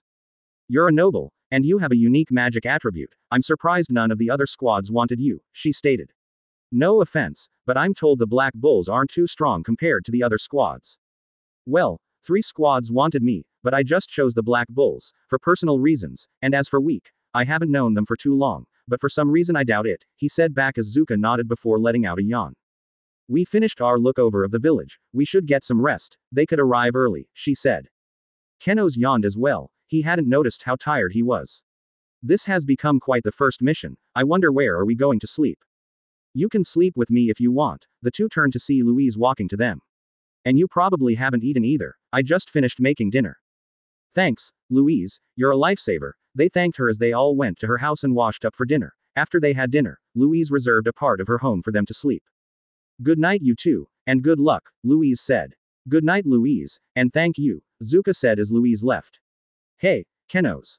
He looked at her. Yeah, let's do our best tomorrow, I hope you'll have my back. Keno's smiled. Of course, and the same to you. You know it. Well, let's get some sleep, Keno said. Despite the fight, they were bound to have the next day, the 2 rookies slept quite soundly. The sun then rose and the next day arrived. Keno's and Zuka got up early and had breakfast, then they and Louise walked to the entrance of the village, and waited. Are you sure they're coming? The Sparkle Mage asked. Louise nodded. Yes, this is the time they usually come, only a few of them would come each day, but something tells me today will be different. Just as she said this, in the distance, they saw them, a large group of mages, all dressed in black, and at the center was a taller man whose outfit had a shade of brown to it, most likely the leader. They're here, Louise said. Keno's turned to her. All right Louise, go tell the villagers to go to the designated spot Zuka mentioned. Louise nodded as she walked away. Okay, the rest is up to you two. The 2 nodded. This is it, we can't lose, the lives of everyone in this village is depending on it. They thought in unison. Meanwhile, far away from the village, on the side of the bandits, Reginald, the second in command, wore his signature smug look as he eyed all of his fellow bandits. He was going to make those knights pay for humiliating him. Especially that girl, he thought before walking over to the leader. Yo, Benjo, you ready for this? The man named Benjo turned to face him. You better believe it, they wanna bring magic knights here. Fine, we'll take them down as well as this pathetic village, he said before noticing something from afar. Hey, do you see someone? Let me check, Reginald said, his grimoire floating in front of him, flipping through pages. Glass creation magic. Periscope visor. A small circle of glass appeared and floated to his eye, increasing the range of his vision. It's the 2 magic knights I told you about, all by themselves, it seems that they want to fight us. Benjo laughed. Good luck, there are 100 of us, and only 2 of them, let's end this quick. You heard him boys, Reginald exclaimed, the other bandits cheered as well and charged towards the 2. They're coming, Zuka said, seeing them increase their speed. One more thing Zuka, make sure not to kill them, we merely want to knock them out, remember, magic knights don't intentionally try to kill, we try to capture them first, only kill them if you have to, Keno's told her. You got it, she said. But regardless, this will be a tough fight, have you got any reinforcement spells? Zuka nodded. I do. Then let's do this, he exclaimed as they both took their grimoires, they floated in front of them, flipping through pages. Solar reinforcement magic. Sunshine aura. My turn. Sparkle reinforcement magic. Rampage force. Zuka added as she was covered in a sparkling aura. This spell will bump up my physical speed, strength, and fighting prowess while boosting the power of my spells. Good. Let's try to remove a large number of them first, Keno said as his grimoire flipped to a new page. This should do the trick. My accuracy is higher. Solar creation magic. Rain of solar daggers. A spell to take out many at once. I got something for that. Sparkle magic. Glittering star shower. At the command of the two mages, two circles appeared above the bandits. One released the sunlight daggers, and the other one released a multitude of silver stars. As they fell to the ground, the stars exploded and the daggers pierced through a large number of them, already taking out 30 of them from the fight. This is it. Sparkle creation magic. Glittering lance. Zuka exclaimed as her lance appeared. She took it and charged into battle. Wait up for me, Zuka. Keno's called, his grimoire flipping to a new page. Solar creation magic. Solar construct. Twin gauntlets. Two gauntlets of sunlight appeared on his hands as he charged in as well. Take this. Zuka exclaimed as a bandit approached her. She jumped and slammed the side of her lance into his head. With the power the lance had combined with the strength obtained through rampage force, it had managed to knock him out. Nice. That's another down, she mumbled. You shouldn't let yourself get distracted. A bandit yelled from behind her. Zuka couldn't react fast enough, but luckily she didn't have to as a gauntlet slammed into his face, sending him back. She turned to see Keno's. Thanks. No problem. Remember, I said I would have your back. Right. Look out. Zuka exclaimed as she pushed Keno's out the way and jumped to avoid a rain of glass. Not bad. You dodged it, a voice said. Zuka turned to see Reginald. Why don't we have a rematch, girl? And this time, I'm ready. Zuka grinned. Bring it. Hey Keno's, do you think you can handle those other guys while I take out this bastard? Okay. But don't take too long, Keno said as he blocked a bandit's fire attack, retaliating by punching him in the face. Thanks. So, your name's Reginald, right? That's right. It'll be the last name you ever hear, he said, his grimoire flipping to a new page. You avoided it the last time. Let's see if you can do it again. Glass magic. Storm of shards. He exclaimed as the shards from before raced towards the sparkle mage.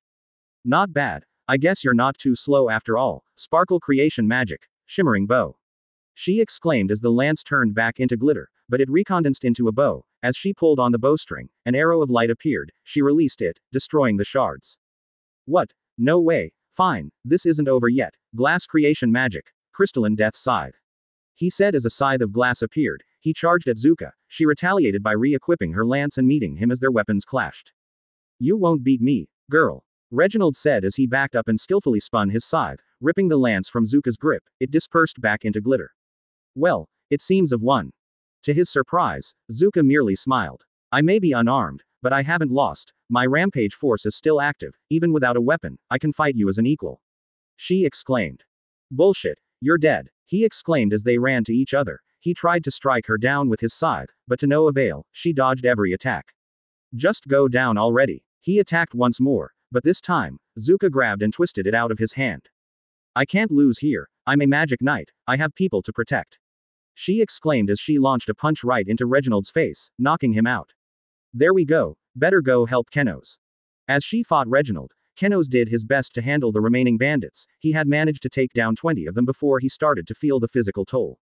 I don't think I can keep this up much longer. I hope Zuka is coming. You don't have to worry anymore, because I am here. Zuka exclaimed as she recast her lance spell and crashed into a group of bandits. Thanks for letting me fight him. How are you holding up? Could be better, but with you here, we can take the remaining ones down, Keno said as he and Zuka worked together, defeating what was left of the bandits. That should be all of them, Zuka said, catching her breath as she and Keno's looked at the unconscious bandits. Strange. I remember seeing their leader somewhere, but I didn't run into him, Keno said before they heard the sound of slow clapping. They turned and saw Benjo, clapping, his eyes closed. No way. I didn't sense his mana. Is he using a spell? Keno's thought as Benjo opened his eyes. I'll admit it. I'm impressed. I can see how the two of you are magic knights, but you won't take me down. You're already tired out. Taking you down shouldn't be hard, Benjo said. You won't take us down, but you're welcome to try. Let's go, Zuka. Keno's exclaimed as the two of them charged at the mage. Futile, Benjo said as he took out his grimoire. A brown aura surrounded it as it floated in front of him. Let me show you my strength. Earth magic. Seismic upheaval. The ground began shaking before the piece of the earth under them rose up, flinging them into the air. Benjo grinned. I'm not done yet. Earth magic. Jagged stone spikes. He exclaimed as spikes rose from the ground and raced towards the two mages, ready to impale them. Don't worry. I got this, Zuka said as she positioned her body downwards as the spikes rose up. There we go, sparkle creation magic, shimmering bow. She exclaimed as she shot an arrow at the spikes, destroying them. Nice work Zuka, Keno said as the two of them landed on the ground. We have to keep up this attack, solar magic, sunbeam ray. He shot the beam and Zuka fired another arrow, but Benjo didn't look surprised at all. That's packing some nice power, but my attribute comes with strong defense, earth magic, rock guard. He exclaimed as a heavy slab of earth appeared, blocking both attacks. No way, even with reinforcement, this won't be easy, Zuka said. You took the words right out of my mouth, earth creation magic, Geoforce cannons. He exclaimed as 6 cannon-shaped pieces of earth appeared on different sides, each surrounding the group. This isn't good, Kenos mumbled to Zuka. I'm guessing you don't have a defense spell. She asked.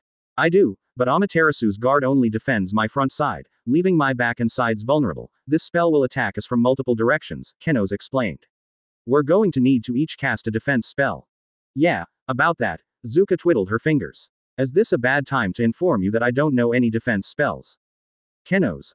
I slightly twitched. What? Yeah, even before I got my grimoire, I've always seen myself as a combat mage, usually defense would be for support mages, she clarified. I see, well now you know it's good to know a variety of spell types, but what are we going to do? Have you got any alternatives? He said as the cannons released their fire, each heading toward the duo. Yeah, I got one, Zuka said as her bow dispersed. She then grabbed Keno's hand and jumped into the air, evading the blasts. Awesome, the solar mage said, impressed at his partner's quick thinking. No need to thank me, I said I would have your back too, she smiled as they landed on the ground. Benjo's face grew annoyed. Why are you prolonging the inevitable? I should just finish you. Behold my mightiest spell. His grimoire flipped to a page. You're as good as dead now. Earth creation magic. Blade of the Stone Sovereign. Earth gathered from the ground, shaping itself into a great sword. Benjo grabbed it pridefully, swinging it back to rest on his shoulder. A blade. That means we're going melee, Keno said. Solar creation magic. Solar construct. Staff. Now this is in my wheelhouse. Sparkle creation magic. Glittering lance. Zuka joined in as her lance reappeared. We've cast a multitude of spells today. I'm not sure if our magic will hold out much longer, but we can't give up. We're this village's last hope. Once we take him down, it's all over. They thought together as they charged at the Earth Mage. Benjo charged as well. This will be the end of you. We won't allow you to harm this village anymore. Kenos exclaimed as he launched an attack, but it was blocked. He then quickly twirled it around his fingers, allowing him to strike again, but once more, to no avail. The two stood at a stalemate, each one trying to push the other back. Zuka was ready to take full advantage of the situation. That's right, all you and your bandits have done is make life miserable for them. She ran to his side, ready to strike with her lance. A smart attempt, but I won't be stopped by such a predictable maneuver, Benjo said as he used his foot, quickly sliding Zuka's foot while still clashing with Keno's, sending the Sparkle Mage to the ground. He then ended his stalemate with the Solar Mage and turned his body, gathering momentum to strike Zuka with his blade. Zuka, Keno's exclaimed as he quickly moved in front of her, using his staff to block the attack, but it was strong, defending the two, but forcing them back a good number of yards away. Crap, I'm about to run out of magic. I can only keep my lance for about 10 minutes. If I shorten it down to 5, I should be able to cast one more spell, Zuka stated, breathing heavily. Same here, I think I can manage another Sunbeam Ray, then I'm all out, Keno said back, breathing heavily as well. Benjo grinned. He was right, the two knights were finally feeling the physical and magical toll of fighting so many other mages. They could probably use another spell or two before they ran out of mana, and once that happened, his victory was all but assured. Like I said, futile, he thought, his evil grin returning. Don't worry everybody, there's no need to fear, the magic knights will defeat the bandits. Louise exclaimed. 40 minutes passed by since Kenos and Zuka went to fight the bandits. She tried to calm down the people who had grown worried, but inside, she couldn't deny she was a bit worried herself. Everyone stay here, I'm going to check on them, maybe they've already won and are just resting, Louise said as she walked all the way to the entrance of the village. In the distance, she saw the large number of mages were now gone. Yes, they did it, she was about to say before seeing that they had one more mage to defeat. She was initially unconcerned, but when she saw that it was Benjo, her heart sank. She thought back to when Nicholas' wife was killed by that very mage. This is bad, I'm not sensing too much mana coming from them. They must be running low on magic power. If they can't cast spells, they'll die for sure. They need help, and I know only one person here who can do it, she said as she drew whatever energy was left in her old bones and ran to a house. She soon arrived at said house. Please, you're the only one who can help them now, Nicholas, she mumbled, walking inside. She quickly found his office room and opened it. Nicholas was just sitting down, an indifferent look on his face. He looked up as he saw the old lady. What do you want now, Louise? He asked nonchalantly. She stopped to catch her breath before answering. Kenos and Zuka are fighting the bandits. They defeated all of them, but one, their leader, and they're running out of magic. They'll lose. Nicholas' eyes flashed with rage, but only for a few seconds before returning to his previous indifferent gaze. Well, I guess that's what they get. They should have just listened to me, then everything would have been fine. Louise looked with disbelief before walking up to the chief and slapping him in the face. Are you kidding me? Those two are only children, yet they were willing to sacrifice their lives for us, and you're just going to say that? She screamed. I wonder, what would Nora think if she saw you like this? Don't you dare say her name. Nicholas exclaimed, full of rage and sadness, not wanting to hear the name of his late wife. She isn't here with us anymore, all because of that very reason. If it wasn't for that, she'd still be right here with all of us.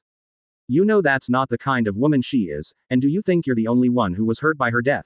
I loved her too, as if she was my own daughter. Seeing her dead on the floor broke my heart. But Zuka was right, she might have died, but it was for the sake of what she believed in, Louise said back as Nicholas sat back down on his chair. She sighed. I was there, she began. I was there when that man killed her. It was hard to watch, but I'm old, there wasn't much I could do. But still, I saw her fight, and she said something, her last words before she died. This caught Nicholas' attention. What did she say? It was one of the greatest things I had ever heard her say, Louise replied as she thought back. Flashback. 2 years ago. Benjo stood firm as a woman stood opposite to him. She wasn't very tall, she had fiery long red hair and a grimoire encased in a reddish-yellow aura. Her face and clothes were covered in dust as she breathed heavily. Are we done here yet? Just surrender, Benjo said. Never. Nora exclaimed passionately. This is my village. I won't let you take it. Her grimoire flipped to a page. Flame creation magic. Infernova discs. She exclaimed as 3 discs floated by her side. She released all of them at Benjo. It's no use, he replied as he cast his rock guard spell and blocked the attacks. That isn't weak magic, but it can't beat me. You're just wasting your time, Benjo said. No, I'm not. This village isn't a waste of time. These people aren't a waste of time. I might not be the chief, but I'm ready to give every last drop of magic to ensure their safety and happiness. She exclaimed. This is it, my best spell, flame creation magic, raging pyro beast. She exclaimed as a tiger made of flame appeared and ran towards Benjo. I've had enough. Earth creation magic, blade of the stone sovereign. His sword appeared and slashed through the beast with little effort. Nora sank to the ground. She had used up the last of her magic on that spell. Louise looked from afar, worried, but not knowing what to do to save her. Benjo walked to Nora slowly. Soon she was in his shadow. She looked up and saw his face, devoid of emotion, his blade standing at his side. This is your last chance. If you surrender, I'll let you live, but if you want to keep going, know you're going to die. Nora gritted her teeth. She gathered all the strength she had left and stood against Benjo in defiance. I won't surrender. I'd rather die on my feet than live on my knees, and I know my husband will do the same. He'll succeed where I failed. She didn't get to speak another word as Benjo quickly grabbed his sword and impaled the woman. He quickly drew it out, causing her body to fall to the ground, a pool of blood quickly forming around her. Louise gasped in horror, seeing the woman she loved like a daughter slaughtered, her body lying lifelessly on the ground. No. End flashback. Nicholas couldn't believe what he heard, hearing Louise tell him the final moments of his wife's life, all the while her words rang in his head. I'd rather die on my feet than live on my knees, and I know my husband will do the same. She knew at that point she wouldn't survive, so she put her faith in you. She believed you would protect the village, that you would fight for us as our chief, but look at you, you've surrendered. What would Nora say? Louise exclaimed. You have to fight, to honor her memory, to let her know her sacrifice wasn't in vain. Kenos and Zuka, they're doing the same thing she was, so go, aid them. Nicholas took some time to process everything in. The words of Nora still kept repeating in his head as he thought about all the things he did and said throughout those 2 years. I've been a real idiot, haven't I? He asked as Louise looked at him. He then went to his desk and opened a compartment, revealing a blue grimoire. He took it, his eyes blazing with conviction. This has gone on long enough, he said as he walked out of his office, heading outside, looking briefly in the distance where Kenos and Zuka were fighting before making his way there. Louise had come out too. A broom was in her hand. She smiled. Now there's the Nicholas that Nora would be proud to call her husband. As for me, there is something I can do, she said as she climbed on the broom, taking off at a surprisingly high speed. Benjo began to slowly approach the 2 knights, his sword dragging across the ground, screeching as the bandit mage got closer to his targets. What should we do, Kenos? Zuka whispered. Since we're low on magic power, we should play smart. Maybe if we wait until he gets close enough, we can fire whatever we have left into one last spell, the solar mage suggested. Risky, but it's worth a shot, Zuka said as the two stood firm. Still got some fight left in you, just give up, it would make this a lot easier for us all, he said plainly. No way, we still have a chance to win, Kenos said. Zuka smiled, looking at her opponent. He's right, bastard, we meant what we said, you won't beat us. We'll see about that, Benjo screamed as he ran towards them. Come on, please, let this plan work. The two of them desperately thought. Hey, Benjo, a voice bellowed. The three mages stopped and turned in the direction of the sound. They were all shocked, however, to see that it belonged to Nicholas, his grimoire floating in front of him, encased in a bluish-green aura. Ah, Nicholas, didn't think I'd see you here. Have you come to help me? Well, that's kind of you, but I don't need it, Benjo said with a smirk. But, since you came to help me anyway, I'll agree to leave your village alone for the time being, right after I kill these two, so you just sit back and. He didn't get in another word as Nicholas raised one of his hands, his grimoire flipped to a page. Just shut up. Water magic. Aqua bullet. He exclaimed as a shot of water sped towards him. Benjo wasn't expecting it and the attack hit, sending him a few inches back. What are you doing? He exclaimed angrily. What I should have done this entire time, Nicholas replied. You took my wife away from me, and instead of fighting you as she wanted, I surrendered and gave up, but not anymore. I am the chief of Realzu village. I will fight, especially now, when that was the wish she had for me. I won't dishonor her death by letting you do as you please. That's how you want to repay me? Then fine, I'll kill you all and bury your stupid village in the ground. He exclaimed as he changed his target to Nicholas. Kenos. Eyes tensed, he turned to Zuka, who nodded. The two of them then ran to Nicholas' side. Nicholas, run. Follow our lead. Kenos yelled. Nicholas wasn't sure what they were planning, but began running towards Benjo, the two knights soon catching up to him. Nicholas looked at these teens, happy that they had decided to fight in the end. Just then, Nicholas' grimoire turned to a blank page before text became inscribed on it. Wow, a new spell, he muttered as the two nodded. Let's just hope it's enough, Kenos said as they drew closer to the Earth Mage. Die, he screamed. No, this battle is ours, Zuka now. He exclaimed as their grimoires flipped through pages. Solar magic. Zuka breathed deeply. Sparkle magic. Shimmering bow. Sunbeam ray. The two mages drew the remainders of their magic and fired it off. That won't stop me, Benjo said as he used his blade to stop the attacks. Kenos grinned. There we go, the minute he stops our attack, he'll leave himself vulnerable for just a few seconds, but we'll take full advantage of it. He turned to the chief. Do it, Nicholas. Nicholas nodded, hoping that this new spell would save him and his village from all the suffering they had endured. This is everything I got, in honor of Nora, water creation magic, raging hydro beast. He exclaimed as a tiger made of water charged straight into Benjo, sending him to the ground with a large crash. Zuka and Kenos sank to the ground in exhaustion, running out of power, but they forced themselves up and limped to where Benjo was, wanting to make sure the enemy was down, and sure enough, as they looked, he was unconscious. We did it, Zuka said quietly. We did it, she then exclaimed. It's not over yet, Nicholas said as he walked to Benjo's body. I'll end you now, this is for my wife. Nicholas, no, don't kill him, Kenos quickly said. And why shouldn't I? He asked back angrily. Because if you kill him, he won't get to pay for his crimes. Sure, not killing might hurt, but this way, you can make him suffer more, sitting in jail, unable to do a thing to anybody else, he replied. Okay then. Nicholas relented as he grabbed his grimoire from the air, closing it. Kenos and Zuka put theirs back into their satchels. Let's tie him up and call the capital. No need for that, a voice yelled. They all looked up to see Louise, and with her, a large group of capital mages. They all landed. After I set Nicholas straight, I went to the capital to get their mages so the bandits could be arrested. We'll take it from here, one of the mages said, walking to Benjo, but stopped as he saw Kenos and Zuka. Good work, Magic Knights of the Black Bulls and the Aqua Deer. Thank you, they both said as the mages rounded up the bandits and flew away. It's over, the reign of terror they had over our village has come to an end, thanks to you, Louise said as they all went back to the village. The villagers cheered the two rookies, thanking them for their help. I apologize for what I said, you were right, Nicholas said as he bowed to Zuka apologetically. Don't worry about that, what's important is that you came to help us in the end, she said back to him. You're all low on magic, why don't I make you some lunch while you rest? The mages were kind enough to give me plenty of food, Louise said.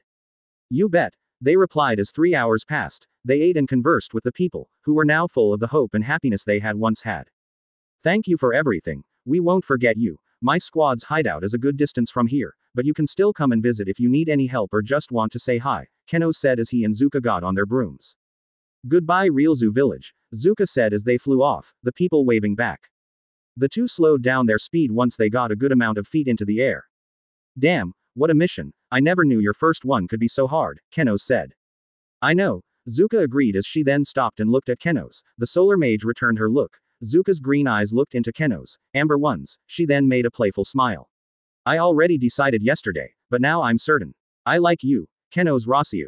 Keno's returned her smile. Same here, Zuka Glatenia. He protruded his hand, shaped like a fist. I know what, why don't we become friends? Zuka met his fist with her own as they fist bumped. Great idea, we'd make great friends, even though we're in different squads. Cool, my first friend in a different squad, awesome, well, this is where we part, let's do another mission together sometime. If I can convince my captain to let me. Well, bye, she said as she flew away in another direction. Bye, Keno's mumbled as he flew straight, wondering when he and the Sparkle Mage would meet again. Chapter 6. A Trip to the Black Market. Hey there readers, just wanted to take some time to thank every single one of you that favorited and followed this story, as well as those who left reviews. You have no idea how happy I am. Not even a month and this is my top story, so once again, thank you. Now that that's aside, I have some news. After this chapter, I won't post another chapter for a few weeks. I have a surprise for you all, so I ask that you be patient. Meanwhile, you can check out my other stories to help pass the time. Thanks. With that out of the way, please enjoy the latest chapter. Ah, I can finally see it, Keno said. Some time had passed since he split paths with Zuka. He put his hand on his forehead to aid his vision, and he saw the hideout in the distance. I can't wait to get back. I could really use a hot bath. That was one hell of a mission, he said as he increased his broom's speed. Before long, he was back on the ground, looking directly at the door of the hideout. He dismounted his broom and pushed the doors open. Hey everyone, I'm back, he greeted, but to his surprise, he didn't see anybody. That's odd. I expected to walk into a riot, but it's deadly quiet, he thought. So, you've come back, haven't you, Keno's? A voice asked. Keno's turned in surprise to see Yami sitting down, a piece of paper in his hand. He then got up and walked to the solar mage. What the? I didn't sense his mana. That's the second time today. Despite that, how did I not see him? Keno's thought before smiling. You scared me there, Captain. Where is everyone? I can't wait to tell you what. He didn't get another word in. Just as Yami got close enough to Keno's, he grabbed the rookie's head with one hand and lifted him midair. Ow ow ow. What the hell are you doing? He exclaimed as he felt the pain of the captain's grip. He saw him do this to Asta on the first day he came here, but he didn't think it would hurt this bad. Correct me if I'm mistaken, but didn't I say to get here by sundown? That was last night. What the hell were you doing during that mission? Yami exclaimed back as the other black bulls came out from the hallway, each having looks of some worry, all except for Gauche, Luck, and Gray of course. I'll explain everything, so please, put me down, this hurts like hell. Keno's pleaded as Yami sighed and released him. He then explained everything that happened in Real Zoo Village, his meeting with Zuka, fighting off an army of bandits, and restoring peace to an emotionally broken group of people. And that's when I got back here, he finished explaining. What? You and this Zuka girl fought off 100 bandits, so awesome. Asta exclaimed. Keno scratched his cheek lightly. Yeah, but we would have lost if it wasn't for the village chief coming when he did. Well, regardless, you should be proud. That isn't usually what a rookie would face on their first mission, Finral said. Thanks, Finral, and speaking of first missions, Keno's began, turning to Asta, Magna, and Noel. How did boar hunting go? Well, it was going fine at first, but then it made a complete 180 and turned into a fight for our lives, Noel answered, explaining to Keno's the battle with the mysterious ice mage, Heath. Wow, it sounds like you three sure had a tough one. I guess we all had an unexpectedly difficult first mission, he stated. That's right, and since we're on the topic of missions, I got an announcement to make, Yami said, everyone facing him. Our squad earned 2 stars. Stars. Oh yeah, I remember those, Keno's mentally recalled, remembering being told that stars were earned by a squad for every mission and achievement they completed.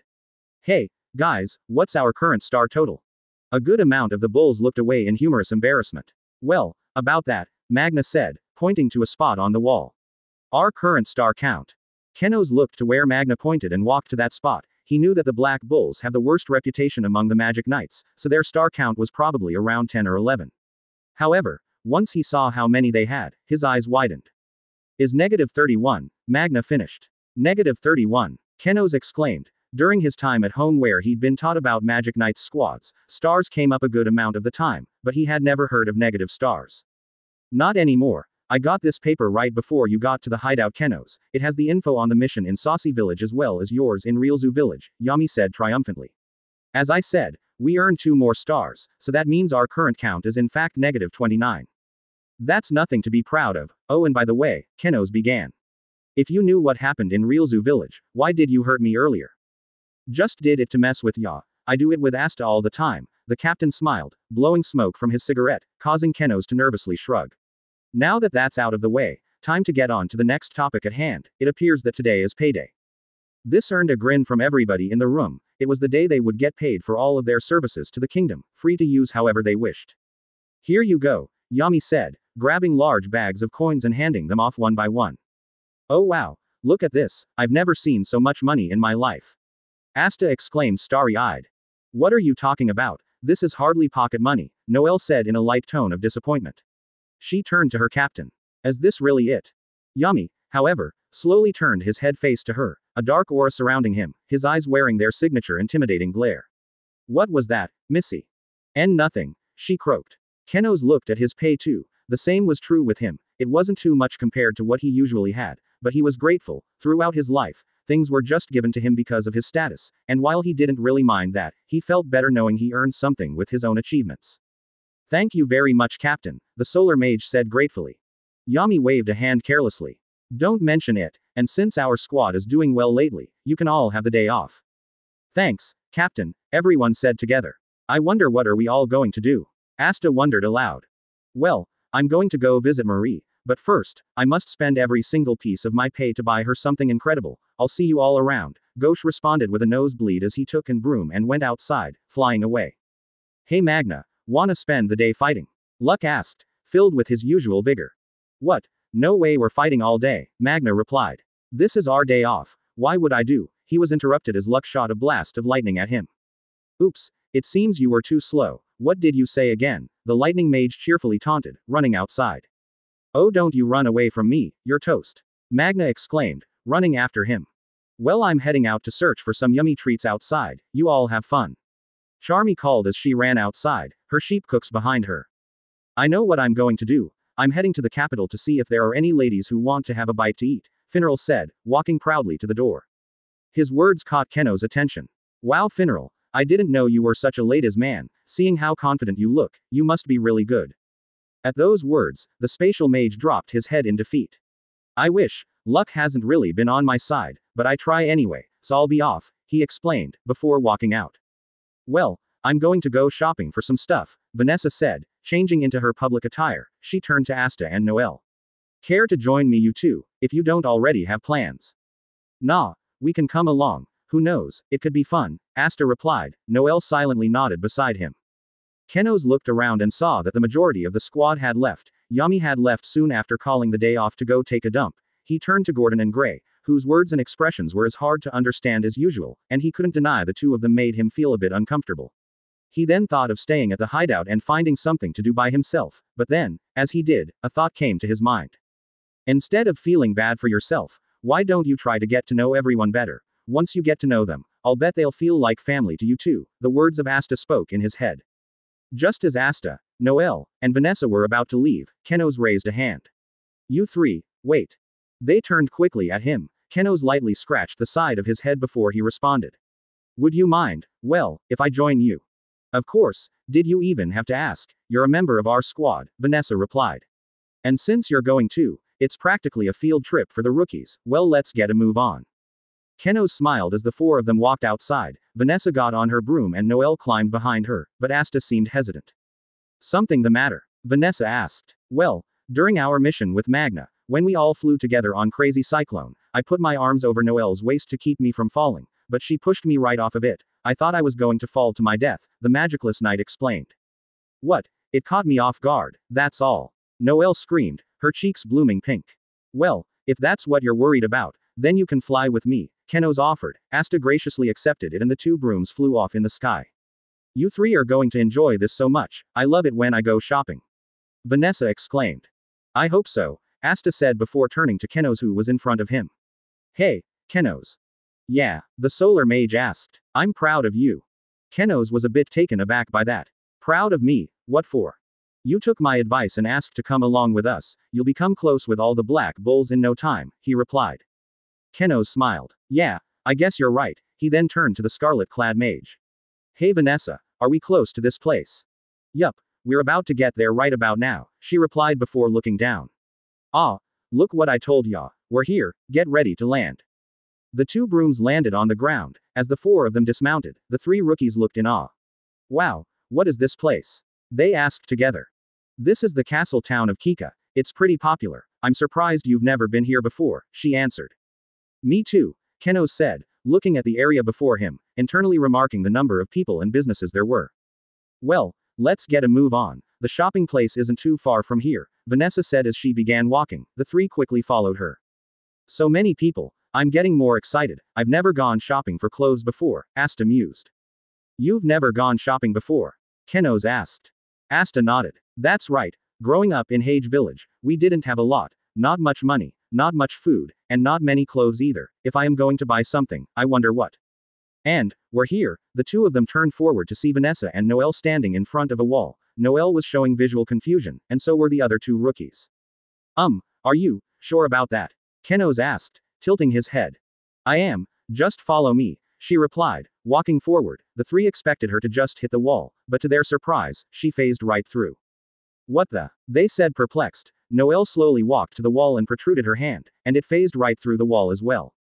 It must be a camouflage spell, she deduced. Walking through it, Asta and Kenos did the same, but once they reached the other side, they were overwhelmed by a mixed feeling of excitement and discomfort. They saw ominous-looking stands, and fewer people than before. So, Vanessa, is this the shopping place? Kenos asked with some uncertainty. You betcha, Vanessa replied, turning to the rookies. Welcome to the black market. The black market. Yes, this is a great place to buy magic items as well as some other things, she elaborated. So, no shopping for clothes? Asta asked as Vanessa shook her head. Ah, but what's the point? I don't have any magic power. True, but not all magic items require you to have magic, Kenos said to him. While the large majority does, some exist that don't need it, and besides, there's probably other things to buy, just like Vanessa said. That's the spirit. Now let's check some stuff out. We'll split into groups. Noelle and Asta will be one group, and I'll be with Kenos, the Scarlet Mage instructed. And don't worry if you get lost. Everyone here knows me since I come here often, so just ask if they've seen me around.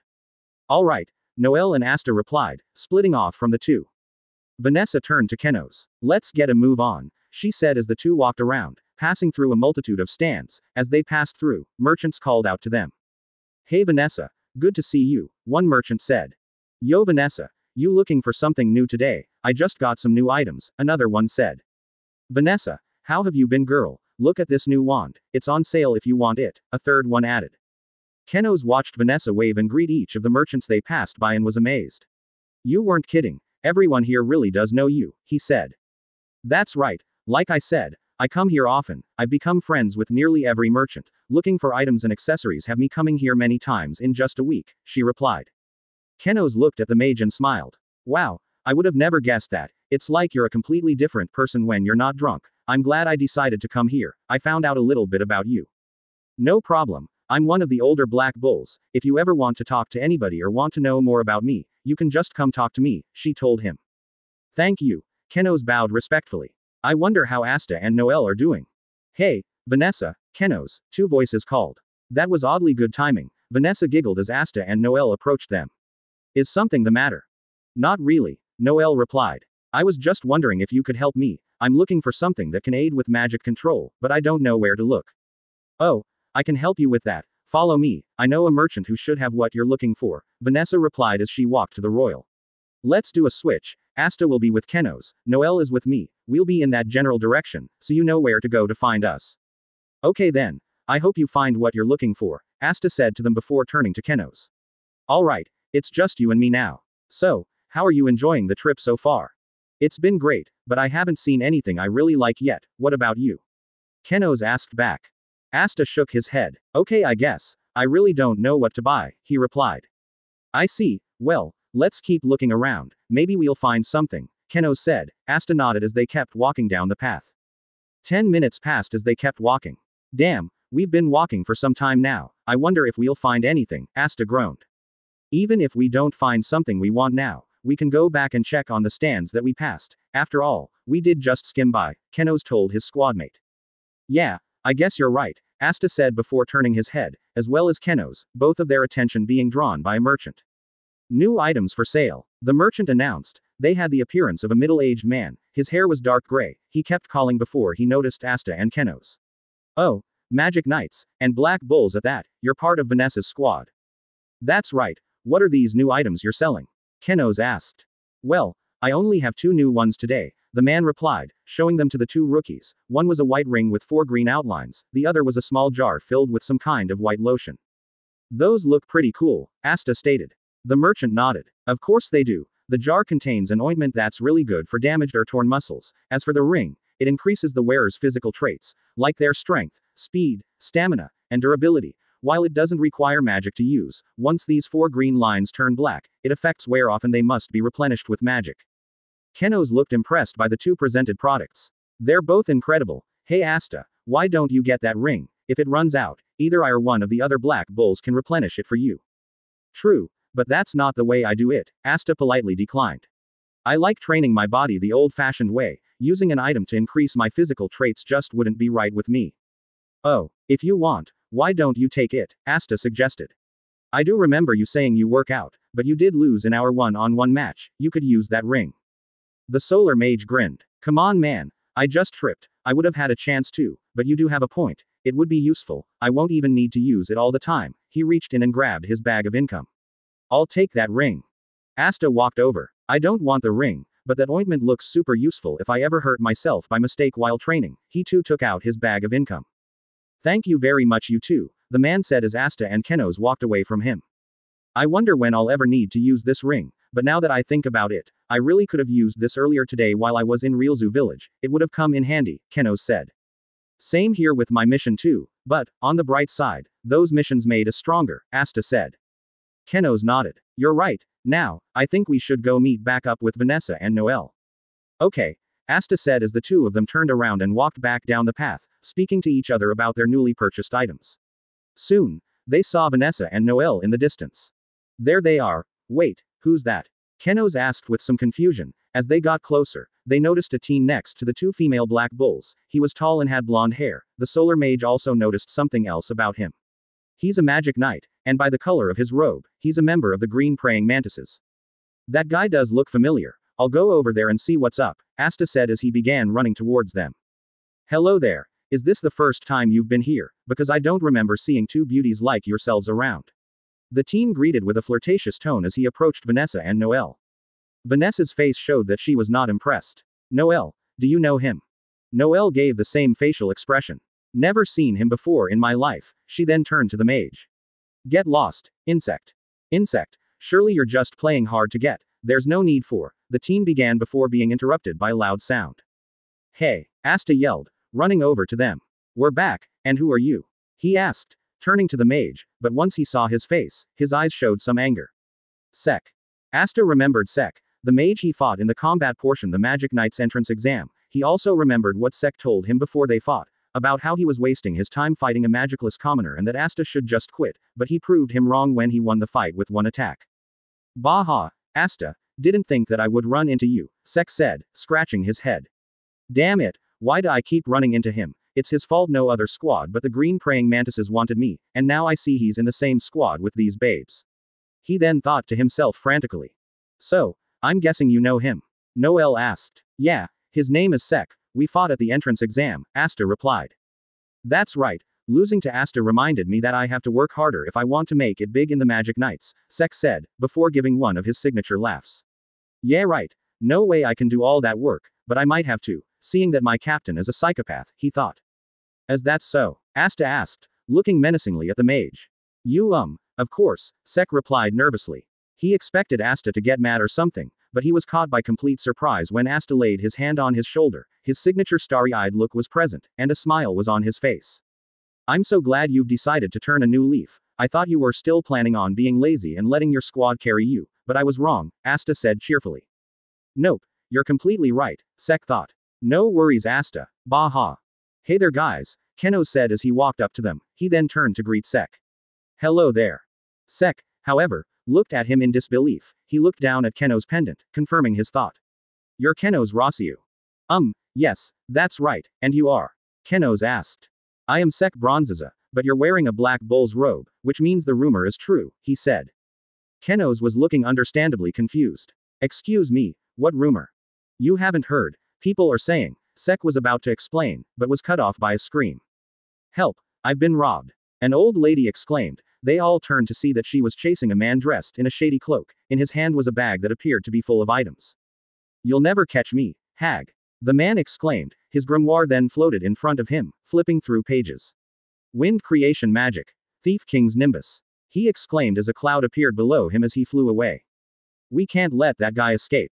Asta screamed as he ran in the direction of the thief. I'm coming too, Sek added, taking out his grimoire. Bronze creation magic. Sek shooting star. He exclaimed as a motorcycle appeared. The head of the motorcycle was in the likeness of Seki's face. Off I go, he said as he blew past them. I better join the chase, Keno said, looking down at his ring. This is a perfect chance to test this. He put it on and looked around it, seeing a small light green button. This must be how I activate it, he deduced as he did so. He then became encased in a light aura. I can feel it, he continued before he started running. It was easy to see that his speed had increased. We should go too, though I might put a wrench in our shopping plans, Vanessa told Noel as the two of them ran as well, though not at the speed of the three boys. This spell is much faster than my old one. Let's see that old lady catch me now, the thief mumbled to himself triumphantly. Hey you're not getting away. Asta exclaimed as he was getting closer to the mage. What the hell, how is this kid able to keep up with me, he said. Asta isn't the only one you have to worry about. Two more voices exclaimed. The thief turned to see Keno's and Sek not too far from Asta. Damn these guys, I can't let them catch me, the man mumbled. We have to hurry, Keno said, pointing at a nearby building. If he goes past that building, we'll lose him. I have an idea, Asta said as his grimoire came in front of him. He drew out his sword. Take this, he exclaimed as he threw it at the thief. He's throwing it, not like it'll work. It'll just go through my nimbus, the thief said confidently, but was surprised as Asta's sword passed through his cloud, causing it to disperse, and him to fall to the ground. Nice shot, now we can take care of him, Sek said as he dismounted and deactivated his spell. Your days of stealing are over, you're going to prison. Any last, his threat was interrupted as he felt something pierce his shoe. He looked down and saw the thief stab his foot with something, his foot then began to turn purple. Ah, he exclaimed as he dropped to the ground. Poison. I'm doomed, it's all over for me. Keno's looked at the thief. You're not going anywhere, he grimoire floated in front of him. Solar binding magic. Sunbound shackles. He exclaimed as shackles of sunlight came out, cuffing the thief's wrists and ankles. Sek, you're going to be okay, just hang in there. Asta exclaimed, kneeling down to look at the fallen knight. No, it's the end for me, Asta, I can feel the poison spreading through, Sek said dramatically. No, you can't die. What about working hard to make it big in the Magic Nights? Are you just going to throw it away? Asta exclaimed.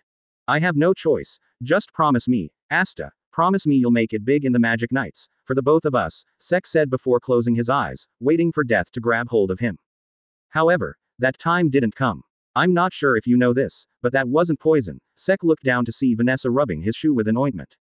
It was just an item made to numb your foot, you aren't in any danger whatsoever. Oh, I see, Sek said crestfallen, mad at himself for making such a dramatic scene for nothing, even going as far as to make a promise with Asta of all people. I need to get out of here, but these shackles are stopping me from moving. Luckily, I have something to get around that, the thief thought as his grimoire floated in front of him. Wind magic. Wind thrust. The others were caught off by the spell's declaration and looked up to see the thief in the air. He won't get far. They turned again to see Noelle. She pointed a brown wand at the thief before blasting water at him, sending him crashing into a building. Nice work, Noelle, Vanessa said. Thanks, but I owe you one. This wand you showed me is doing wonders for my magic control, she said back.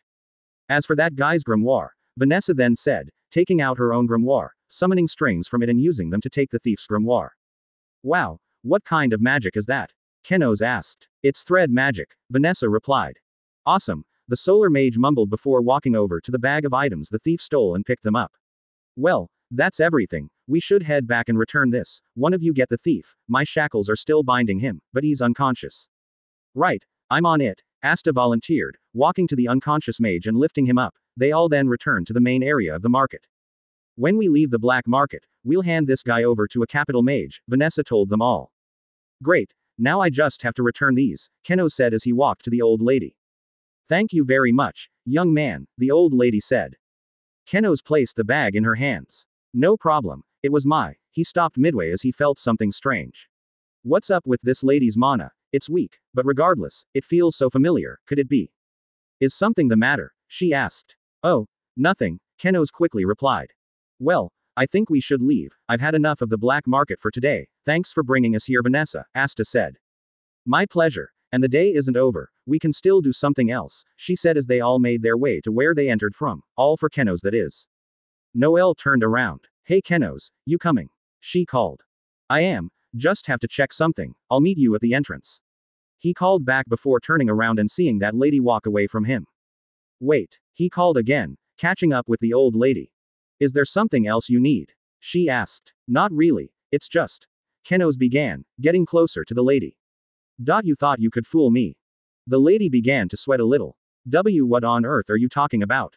Don't play dumb with me, I know it's you. Julius, Keno said.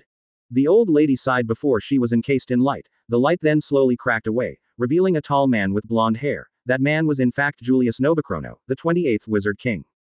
Keno smiled. I knew it, your mana felt familiar, so it appears you're going on your usual trips out of the palace.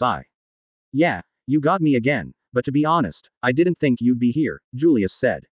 Yami told me you joined his squad, how are you enjoying life with the Black Bulls? It's been great so far, and I already got the squad a star, Keno's replied. I have to thank you again, for letting me have a chance to join the Magic Knights. Don't mention it, I'm glad you're doing well, but I haven't gotten a chance to talk to Dante or Oksana, I hope they're doing fine too, Julius answered before hearing a beep. Oh, the mage said as he took out a device, a hologram appeared, on the other side, a man with turquoise hair was seen. Hello there Marx. Master Julius, what are you doing? You're supposed to be at the palace, there's paperwork to do, Marx said, clearly unhappy. Relax Marx, I wasn't gone for too long, Julius said with a smile. That's what you always say, Marx groaned. Keno's walked over to the transmission device. Hey there Marx, good to see you. Oh, hey Keno's, it's been some time, how have you been? Marx asked. I've been great, but it appears you have your hands busy with our resident magic nerd, he replied. You got that right, he said back as they both looked at Julius.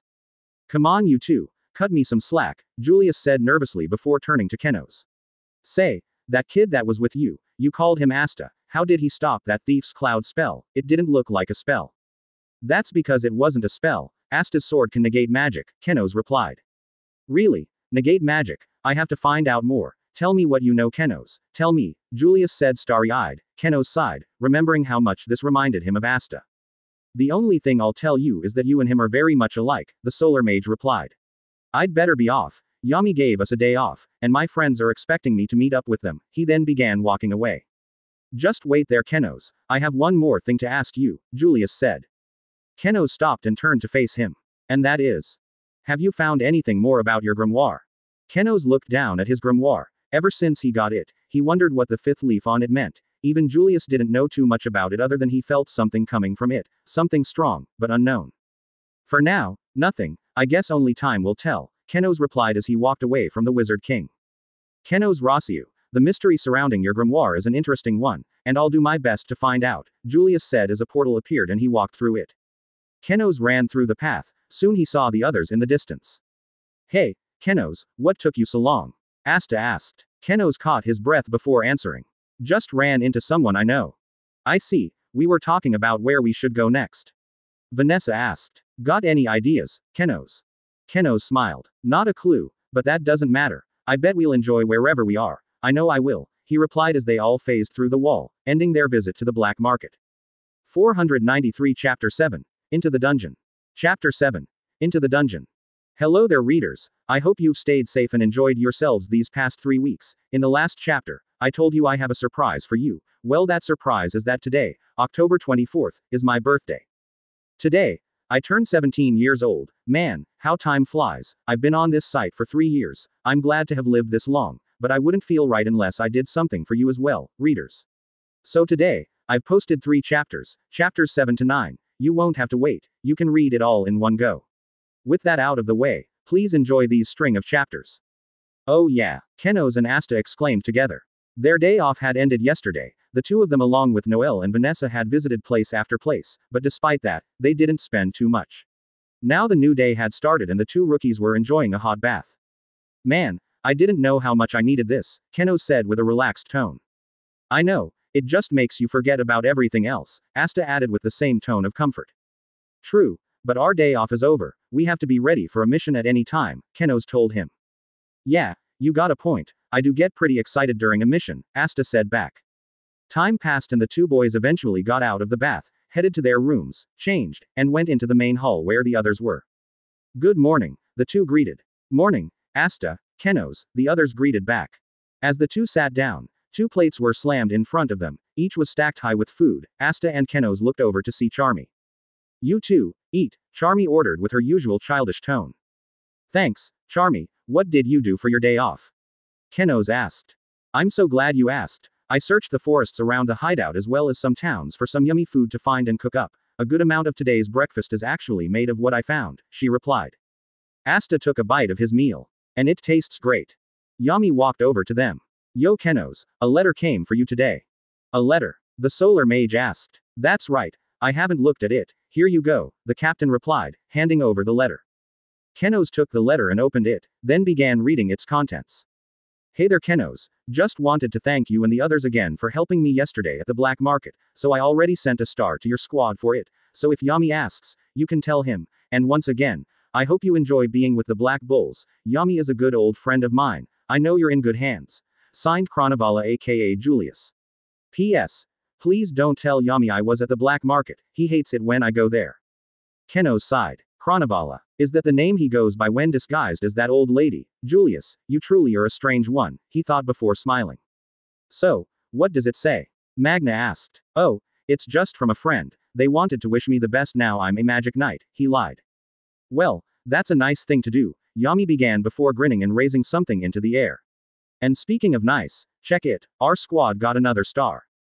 Alright, they all exclaimed together. How'd we even get a star? We had a day off yesterday. Luck wondered. I know for sure that I didn't do anything. Kenos stepped up. I'm guessing it had to do with us. He turned to Asta, Noelle, and Vanessa. We did stop a bandit at the black market yesterday. Oh yeah, I didn't know that counted, Asta said. Same, but who was in the black market with us to send a star to our squad in the first place? Noelle then asked. A drop of sweat fell down Kenos' face as he turned his face away from the others, trying to hide his nervous smile which had suspicion written all over it. Thankfully, he was spared from possible interrogation by the others as Yami spoke up. Doesn't matter, a star is a star, and besides, it's the black market, magic knights are bound to be there. Heck, even the wizard king goes there, even though I tell him not to, the captain said. His fascination with new and unknown magic can get out of hand very quickly, and he has his responsibilities as the wizard king. The black market is one of the worst places he can be. What? No way, the wizard king goes there too. What if there was a chance I could have met him yesterday? Asta exclaimed before Yami grabbed his head and lifted him into the air. Shut it, kid, he glared as Asta apologized and was released. Just as he was, he felt something on his head. He looked up and saw an anti-bird. Oh, it's you again. You've seen this bird before? Kenos asked. Asta nodded. Yeah, we first met at the entrance exam, and ever since, it's been following me. An anti-bird, Kenos thought, remembering when he met Zuka, another smile came to his face. An anti-bird I wonder if it tastes good, Charmy mused as her mouth began watering. Eating it is completely out of the question, Finral interrupted. He's right, this could be an opportunity, Magna spoke up. That bird can become the official pet of the Black Bulls. That's not a bad idea. But, if it's going to become our pet, shouldn't we give it a name? Vanessa asked. I'll give it a name, it follows me everywhere, so it only makes sense, Asta said. No way Dirksta, I'll name it, besides, I'm royalty, Noelle stated. You're both wrong, the pet thing was my idea, so if anyone will give it a name, it'll be me. Magna exclaimed. I think I have an idea, Kenos suggested, walking over to Asta, taking the bird off of his head and putting it on the table. The bird will fly on someone's head, whosoever head it lands on gets to name it, does that seem fair? That seems fair to me, Magna agreed, Asta and Noelle nodded. Kenos turned to the bird. I'm not sure if you can understand me, but I want you to rest on someone's head.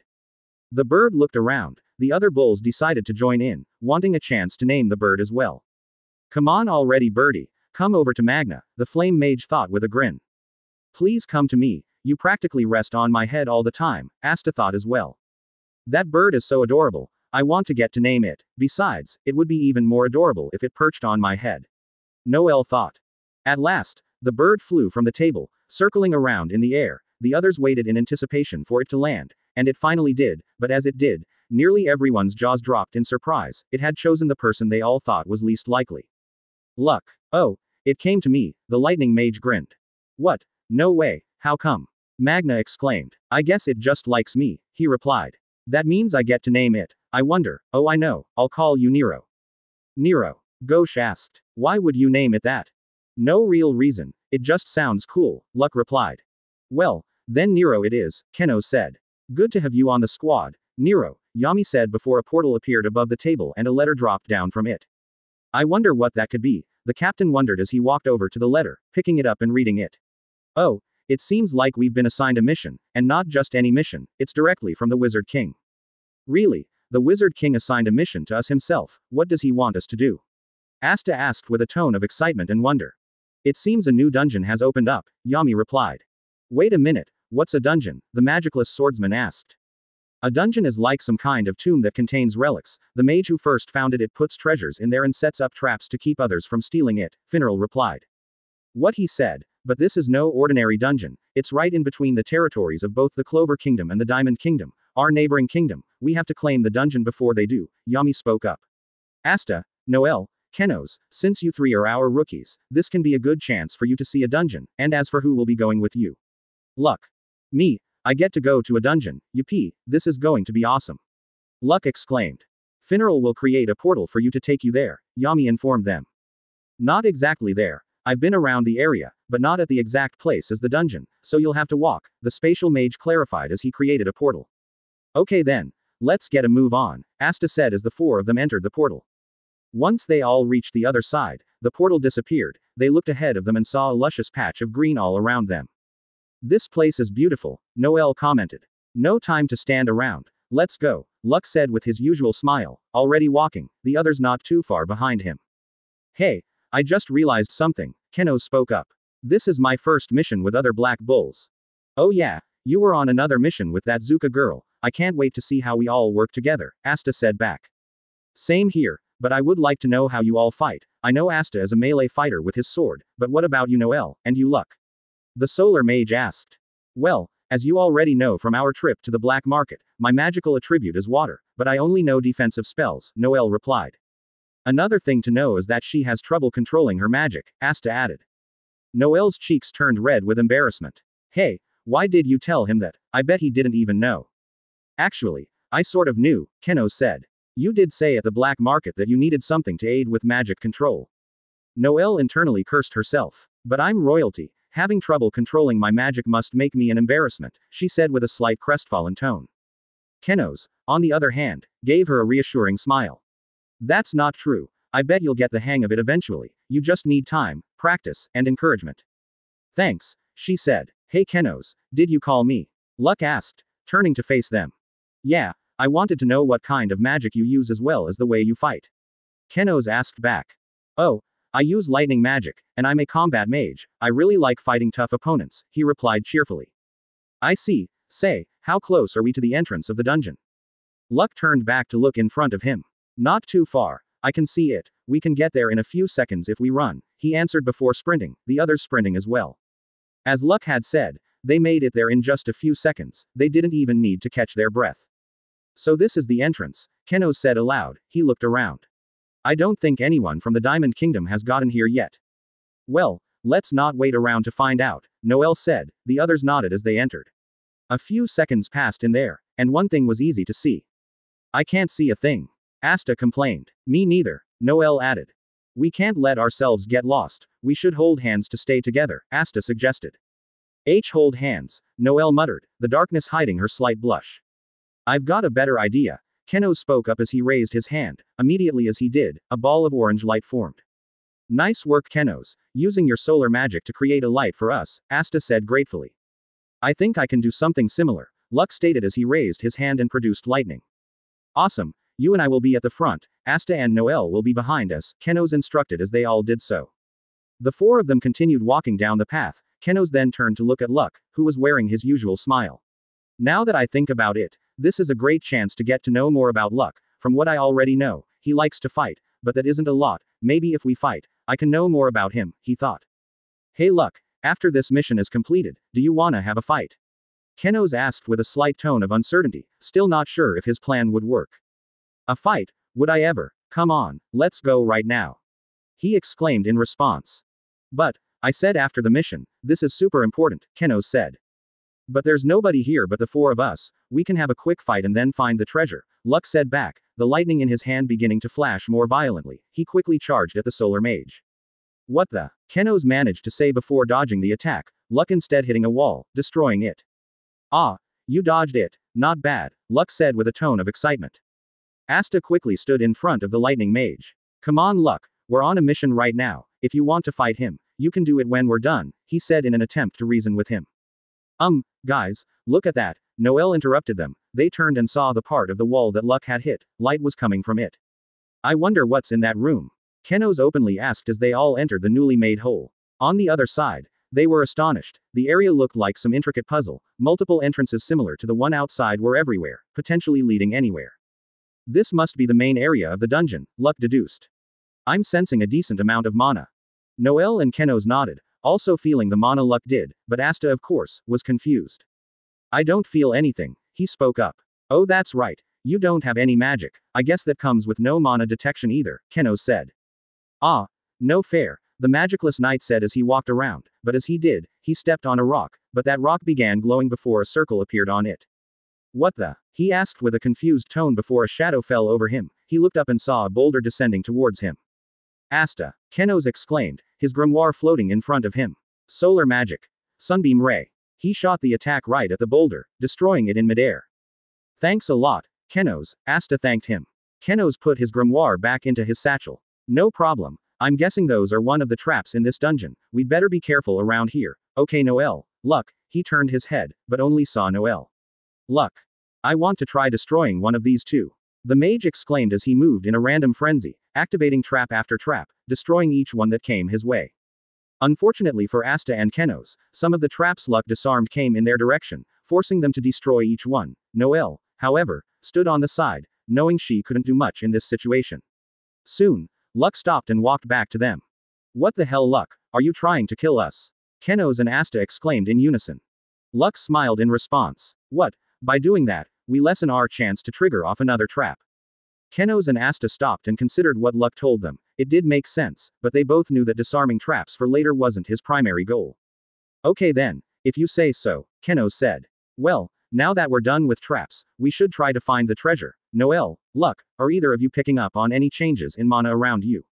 Nothing here, Noel replied. What about you Luck? Kenos asked. He turned to see the lightning mage walking away from them, as if something was calling out to him. Luck, feeling anything?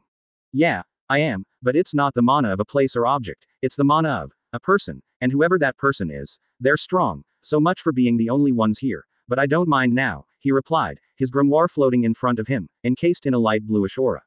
Lightning creation magic. Holy lightning boots.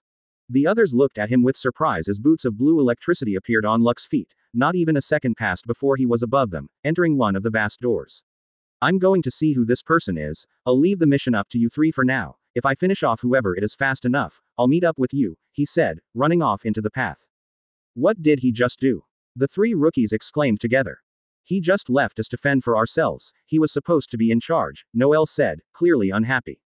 Well, there's nothing we can do about it now, when we get back, we'll tell Captain Yami, Kenos told her. But for now, we have to locate the treasure. Easier said than done, we're not even sure where to look, Asta reminded him before feeling a pecking sensation on his head. He looked up to see Nero. Oh hey, you followed me here, sorry but Luck isn't here right now, he's somewhere though. Even if we don't know where to look, we have to try, he turned to the water mage. Noel, we have to find a spot where the mana is stronger, that'll give us an idea of where it is. Okay, she replied as she walked to a new spot, but as she stepped on a stone, it glowed and a circle appeared on it. What? Was all she got to say before a large Venus flytrap appeared, its vines quickly constricted her and Kenos, propelling them into the air. Kenos, Noel, don't worry, I'm coming. Asta exclaimed. Drawing out his sword, he charged at the plant, but didn't see the vine that was behind him. Asta, look out, Noel exclaimed, seeing the hidden vine, but it was too late. It quickly grabbed Asta, sending his sword to the ground. Oh crap, my sword. Hey Kenos, can you cast your dagger spell? Asta asked. Kenos shook his head. I can't. This thing is constricting my satchel too. I can't take out my grimoire. No, then we're done for. Asta exclaimed. He looked up at the anti-bird. Nero, is there something you can do? Wait a minute. Of course there isn't. You're a bird. That thing will eat you alive. Shit. I need to do something, but I can't move my hands. If I can free just one, I can fire off a basic attribute attack. It should free us, but the hard part will be just getting my hand free. Kenos thought as the vines began drawing them near the plant then opening its mouth to reveal a line of razor-sharp teeth. Damn it! The three of them exclaimed together in a tone of complete utter panic. Asta, there was once a time when I was in danger and you saved me, putting me in your debt. A male voice spoke, overseeing the monstrous plant from a high vantage point. He took out his grimoire. It was primarily gold, a green aura surrounded it, and it had a 4-leaf clover on it. With his hand, he shot a crescent-shaped spell made out of wind, cutting the plant in half. But now, the three rookies dropped to the ground. They quickly looked up to see where the attack had come from, and they saw him, the male who shot the spell. He had black hair, and wore a magic knight's robe. Behind him were 3 other people, each wearing the same robe. Quote. That debt is repaid, the male finished with a smile. Kenos and Noel didn't know who this mage was, but Asta did, and seeing him put a big smile on his face.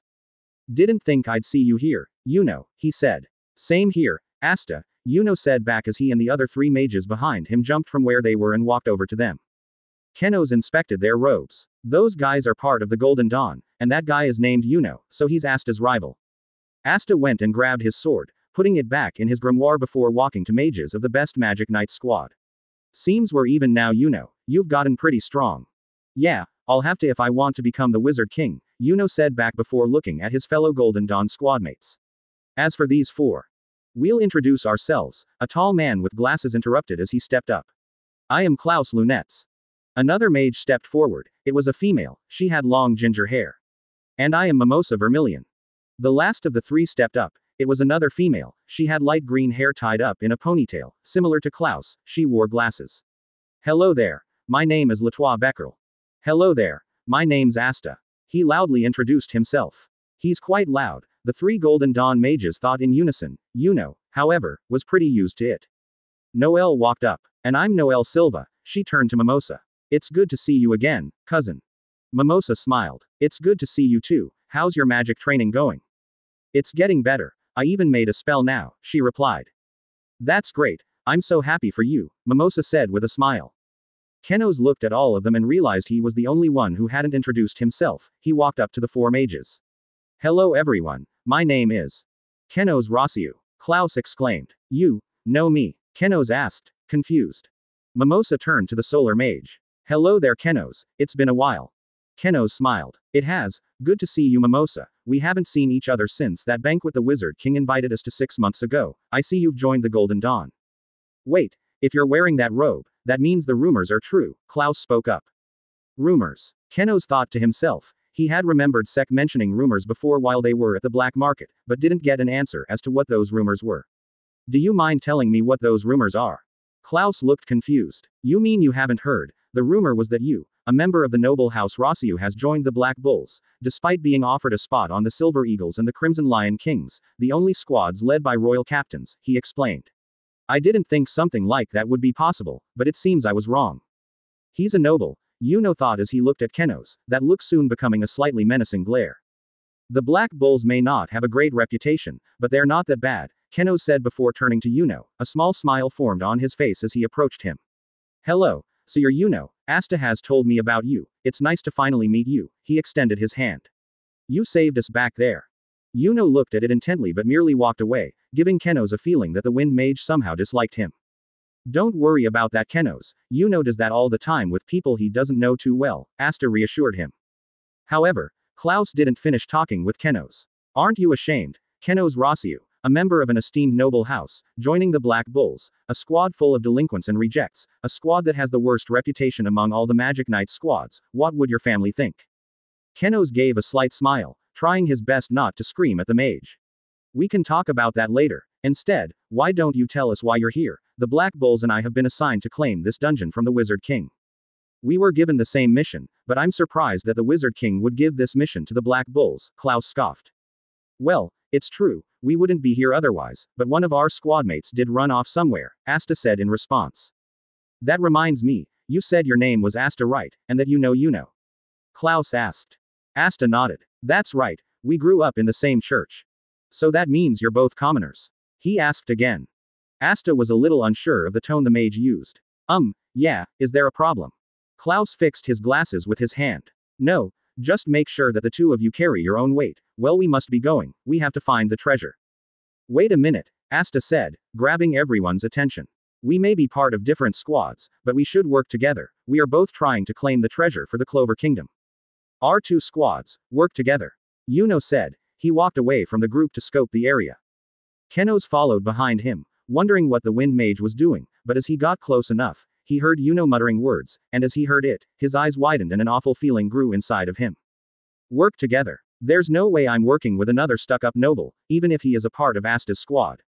Stuck-up noble, he's talking about me, but why?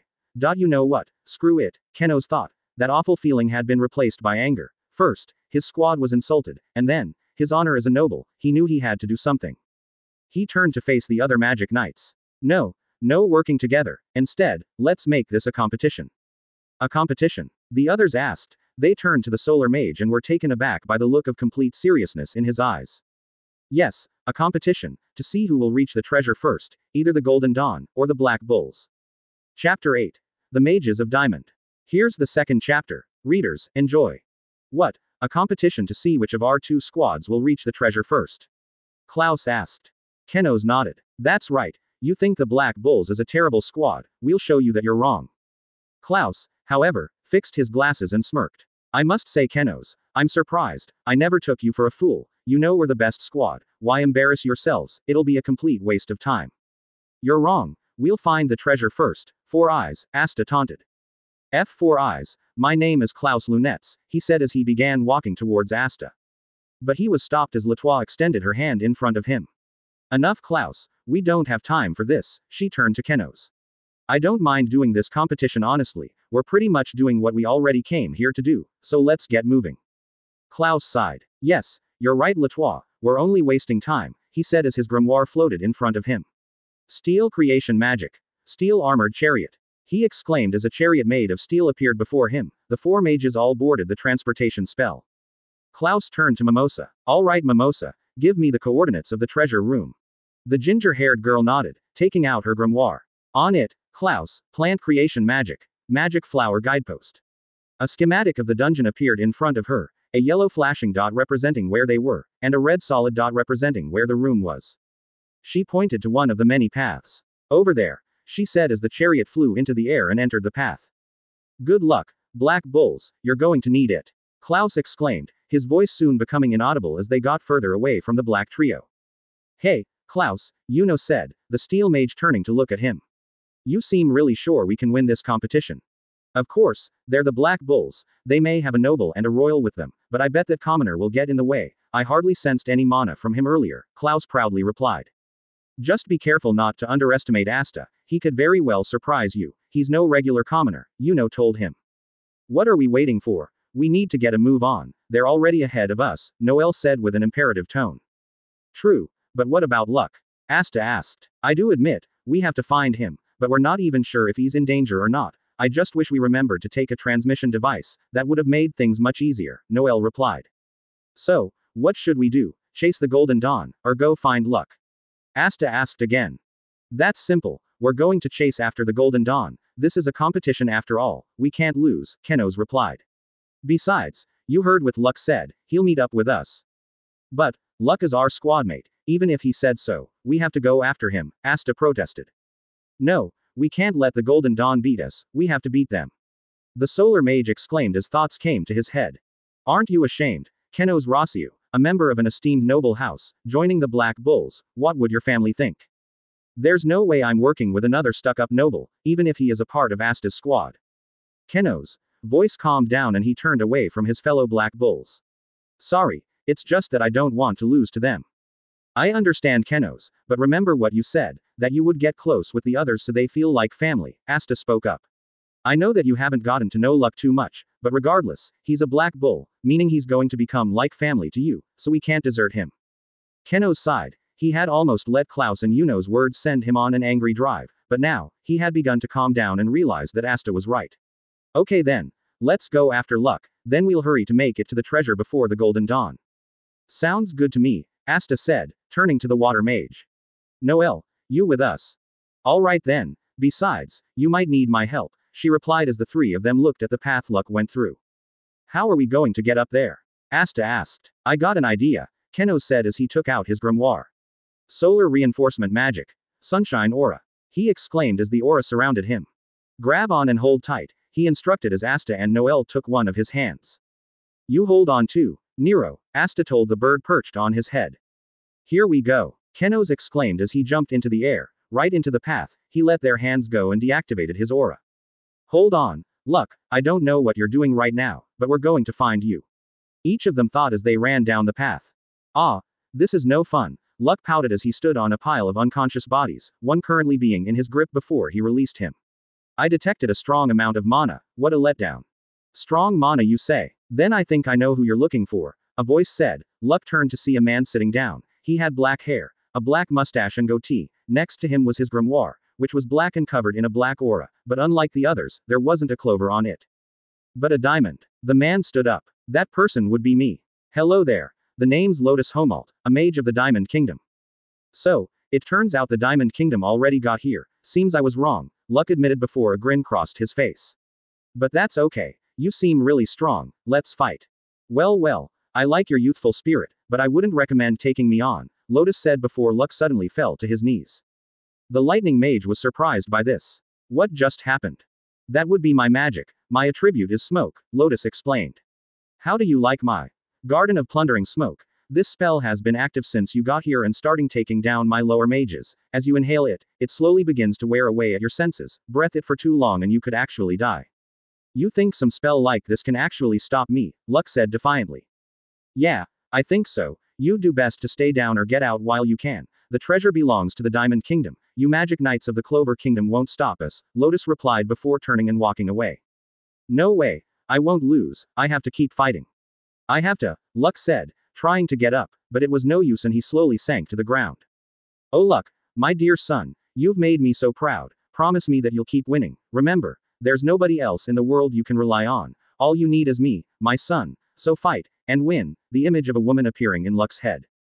Yes, I'll fight, and I'll win. For you, mother, Luck muttered as he slowly picked himself up. His grimoire came up to him. Lightning creation magic. Holy lightning gloves. Lotus turned around as he heard the mage's muttering. Huh, was all he managed to say before Luck sped past him, getting a clean cut on the smoke mage's cheek. What the? You were supposed to pass out, Lotus said, surprised. I just caught my second wind, and now, Luck began, wearing a smile. I'm going to kick your ass. Lotus stepped back as Luck charged at him. You're a quick one. I oughta slow you down a bit. Smoke creation magic. Binding cross prison. He exclaimed as a bulky cloud of smoke appeared and restrained the lightning mage. There we go. That's better, Lotus said with satisfaction. You're wrong. This won't stop me. Luck exclaimed as he used his arms and legs to free himself, then making some distance between them. It's my turn to try something. Lightning magic. Thunderbolt destruction. Lightning began to charge in his gloves as orbs fired off towards the diamond mage. Nice try, but that won't help you either, Lotus retaliated by skillfully dodging each shot. This isn't my first battle, you know. I've faced my fair share of combat mages. You're going to have to do a lot better than that. Then I will. I can't let this fight end now, Luck exclaimed. Sorry there, kid, but I can't let that happen, Lotus thought, looking at a bulk of smoke behind Luck. You may have caught a second wind, but my plundering smoke spell is still active, meaning you won't be able to sense my smoke impaling spear, and once you do notice it, it'll be too late. He mentally exclaimed as the spear raced towards Luck's back. Not happening. A voice exclaimed from behind Luck. He turned to see the smoke spell ready to strike him down, dispersing into the air. As he looked for who did it and yelled, his eyes widened to see Asta, with Noel and Kenos not too far from him. Seems you were right, Asta, he really could use our help, Kenos said. Oh, it seems that your friends came to save you, Lotus said, looking at the three mages. And you're all magic knights, this is going to be interesting. That's right, we're going to take you down. Asta yelled, getting ready to charge at the mage, but was stopped as Luck extended a hand. This is my fight, I'll be the one to take out the diamond mage, stay out of it, he ordered. Diamond mage, that means they're already here. Noel realized. What do you mean to stay out of it, why would we do that? Asta asked. Because I don't need you, or anybody else here, I have to fight, and win, Luck replied. Keno stood in front of the mage. You don't need anybody here, then who do you need? Who do I need? That's easy, Luck began before he put on his battle grin, but it looked a lot more crazy. I only need her, my mother. He finished, jumping over Keno's and charging back into battle. Mother, as he said those words, the solar mage's eyes widened, a memory coming to his head. Flashback. Some years ago, Rossiu household. A young Kenos walked around his home, looking for something to do. He had just finished his magic training with his siblings, and now was looking for a new activity to partake in. Damn it, Dante and Oksana beat me again, there must be something else for me to do, he muttered as he passed by an open room. Did you hear what happened? He heard one of his relatives in the room say. He knew it wasn't polite to listen in on other people's conversations, but curiosity took the better of him and he walked back to the entrance of the room, hiding from view. What happened? Another voice asked. Kenos recognized it as his father. They say a peasant boy defeated a noble, the relative replied. Even though Kenos couldn't see it, he knew his father would have a surprised look on his face. What? He beat a noble? This peasant boy must be a strong one, what can you tell me about him? He asked. Not too much, the boy's attribute is lightning and he smiles a lot, but something really notable about him is that he always seems to cling to his mother, the relative replied again. The other mages his age seem to be scared of him after what happened, but his mother appears to be the only one who wasn't afraid. His mother he must love her a lot, besides why would she be afraid, after all, he is her son, his father remarked. Tell me, do you know the boy's name? His name. I didn't hear it too much, but I'm pretty sure the boy's name was, the relative began, searching her mind for the name of the young mage, standing at the entrance of the door. Kenos was also eager to hear the name of such a seemingly interesting person. Quote. Luck. End flashback. It was you were the mage I heard about, the mage who always had a smile on his face and clung to his mother, Kenos thought. After that battle, they called you, Luck the cheery berserker. I can't believe I didn't remember you. Well, I've only heard of you, I've actually never seen your face. He said he doesn't need us, Asta muttered, gripping his sword. Yeah right, no way I'm buying that crap. He exclaimed, charging at the smoke mage. It seems your friend wants to fight too, okay then, Lotus said, his grimoire flipping through pages.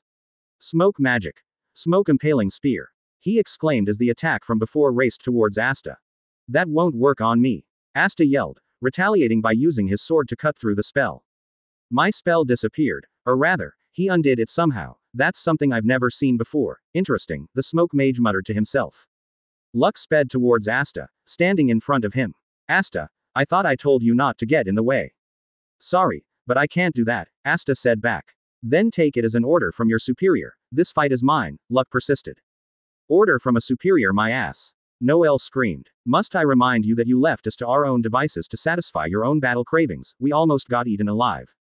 Yeah, and besides, you're our squadmate, we won't let you do this alone, Asta added as he and Noel charged at Lotus.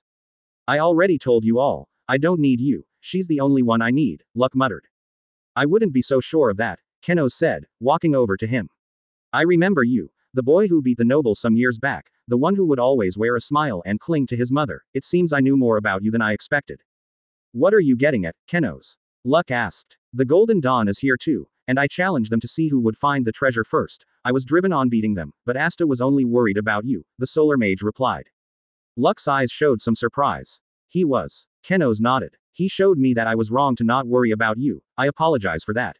What I'm trying to say is that you clung to your mother because you thought she was the only one who would love and accept you as well as the one who would stand by your side, but you're wrong, Asta and the other black bulls will do the same, and as a black bull, so will I won't ever desert you, none of us will.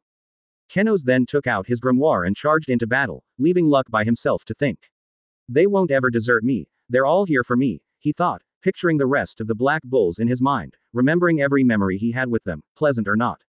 A smile then came to his face, but it was one of pure happiness. Forgive me, mother, it seems I found people other than you who I need in this world, and those people are. The black bulls, lightning began charging in his glove. Take this. Noel and Kenos exclaimed as they fired a blast of water and a sunbeam ray at Lotus. Unfortunately, he dodged it. Whoa, that one was close. Then try this on for size. He turned to see Asta in the air, his sword ready to strike. No thank you, Lotus quipped with a small smile as he evaded Asta's attack too. I must say, the three of you are quite incredible. Luckily for me, I have the upper hand thanks to experience in battle, but there's no way I'm losing here. I got a family to go home to.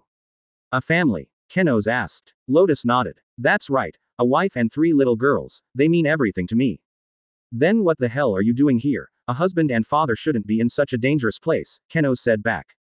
I'm a skilled veteran mage of the Diamond Kingdom. It only makes sense I would be here to claim a new dungeon, especially when our 2 kingdoms are fighting for it, Lotus responded. And going off from your attacks, I'd say you 3 are rookies. There's no way you're going to beat me. I beg to differ. A voice exclaimed. Lotus turned to see 2 orbs speeding towards him. Knowing he couldn't dodge it, his reflexes took over and he crossed his arms together, blocking the brunt of the attack, but being knocked back a good few feet. The 3 rookies turned as well to find the attack's origin and grinned when they saw it was from Luck. The lightning mage walked over to them. You can forget my order. Let's take this guy down together, he said. We weren't following your order in the first place. Noel mentally exclaimed. Now I'm getting excited. You kids sure are pushing me. I better stop playing around and finish this, Lotus spoke, slowly making his way to them. Finish this. You're welcome to try, but we'll stop you regardless, Kenos said. Lotus. Grimoire flipped through some pages. Oh no, I actually plan on finishing you. See if you can stop this. Smoke creation magic. Prison of the Fallen King. He exclaimed as smoke surrounded the 4, quickly becoming a dome of it. What the? The 4 said, perplexed by the dome that suddenly appeared. This isn't a spell I like to use very early when fighting. The ultimate purpose of this prison is to suffocate you, Lotus spoke, but they didn't know what direction it was coming from. I can't see this guy anywhere, Asta stated. True, but I can sense his mana, Noel said. Kenos and Luck nodded too, also feeling the mana of the Diamond Mage. Whether you can see me or sense me doesn't matter. My spell is the thing you have to worry about, Lotus spoke again. Luckily for us, your spell won't be a problem, I'll just cut it apart. Asta exclaimed, slashing at the smoke with his sword, but to his surprise, nothing really happened.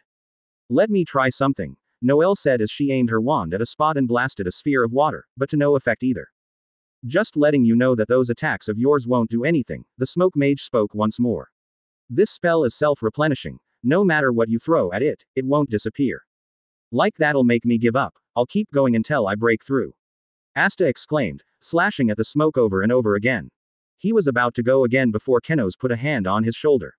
Asta, don't. Doing that will only speed up our loss of oxygen. If we want to defeat him, we're going to need a plan. A plan? The magicless swordsman asked aloud before nodding. Okay, I'm in. We're in too, Luck and Noel added. Good, but first, let's go over what we know, Kenos began as they all huddled up. We know that this spell is trying to suffocate us and is self-replenishing. We also know that while we can't see this guy, we can sense his mana. That's good to know, but can't he just attack us whenever he wants to? Asta asked. It's not likely, Luck spoke up. If he was able to attack us, he would have done it already, and by doing that, he could make us move more and in turn lose more oxygen. Noel nodded. Taking that into account, there's a chance the same rules of vision apply to him. He can't see us, but he can feel our mana, she added. Yes, and there's one last thing to apply, Kenos said. Seeing that this isn't easy to beat, this must be a high-level spell, meaning it requires a lot of mana, so if we can find a way to land a clean hit on him, the spell should disappear. Okay, so what's our plan to get that hit in? Luck asked. I have an idea, but we're all going to have to work together, Kenos replied before they broke the huddle. The solar mage turned his head behind him. I can feel his mana, and it feels close. He must be inside the smoke. Okay everyone, here's the plan. As the Black Bulls planned, Lotus floated in the smoke of his spell. I can't see them, but I can feel their mana. They're not dead yet it seems, but that won't be the case in a few more minutes. I know it's a cruel way to kill children, but it has to be done, he muttered to himself before feeling something. What the? He asked just before he saw a cascade of lightning orbs head straight for his right side, quickly moving to the left side.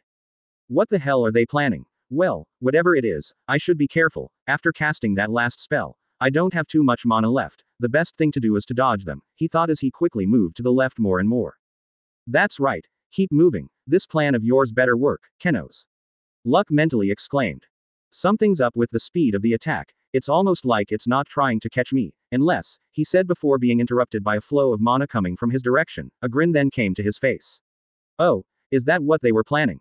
As if he saw it coming, Lotus saw Kenos burst out of the smoke not too far from him, an aura surrounding him and a gauntlet in one of his hands. Just as I thought, the lightning mage was using his magic to lead me here so this mage can get an attack on me. Clever, but not clever enough, Lotus thought as he maneuvered himself around Kenos, the solar mage missing the opportunity to attack, he remained silent. Ah, don't beat yourselves up too bad, it wasn't a bad plan, it just didn't work against me, he began saying, but was stopped immediately as he felt immense pain in his side. He turned to his left to see Asta, his sword striking the mage's side. You won't beat us, Asta exclaimed as he applied more force to the sword, sending Lotus flying in the right direction, where Kenos still was. Try dodging my attack now.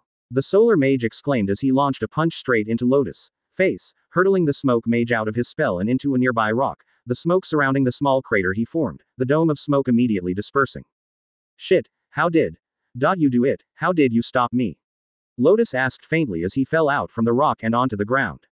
The four magic knights cheered with joy as the spell disappeared, their plan had worked perfectly. That was awesome everyone. Asta cheered. Noelle crossed her arms and nodded. True, but we have Kenos to thank for our plan. Kenos shook his head. No way, we all did this together, each of you were vital to the plan succeeding, he said as they all recalled the plan. Quote. Okay everyone, here's the plan. Luck, you're going to fire orbs to his right side, then begin moving it to the left side slowly, but not too slow, this should keep him moving to the left, Kenos instructed. Alright, leave it to me, Luck said back. Next up is me, I'll use my sunshine aura and equip a gauntlet, once Luck brings the guy close enough, I'll strike him, Kenos then said. You sure about that? Asta asked. Won't he just sense your mana and dodge? Kenos nodded. Yeah, that's the point, I'll be the decoy. Asta, you and Noelle will be our trump cards, the guy will dodge my attack, as he does, Noelle, you try to suppress your mana and boost Asta with your water, since he has no mana, he's virtually invisible. Asta, once you strike him, bring him to me so I can get a hit in, he won't be able to dodge it again. Sounds like a solid plan to me, Noelle said. Kenos grinned. Perfect, then let's do this, I'm counting on every single one of you.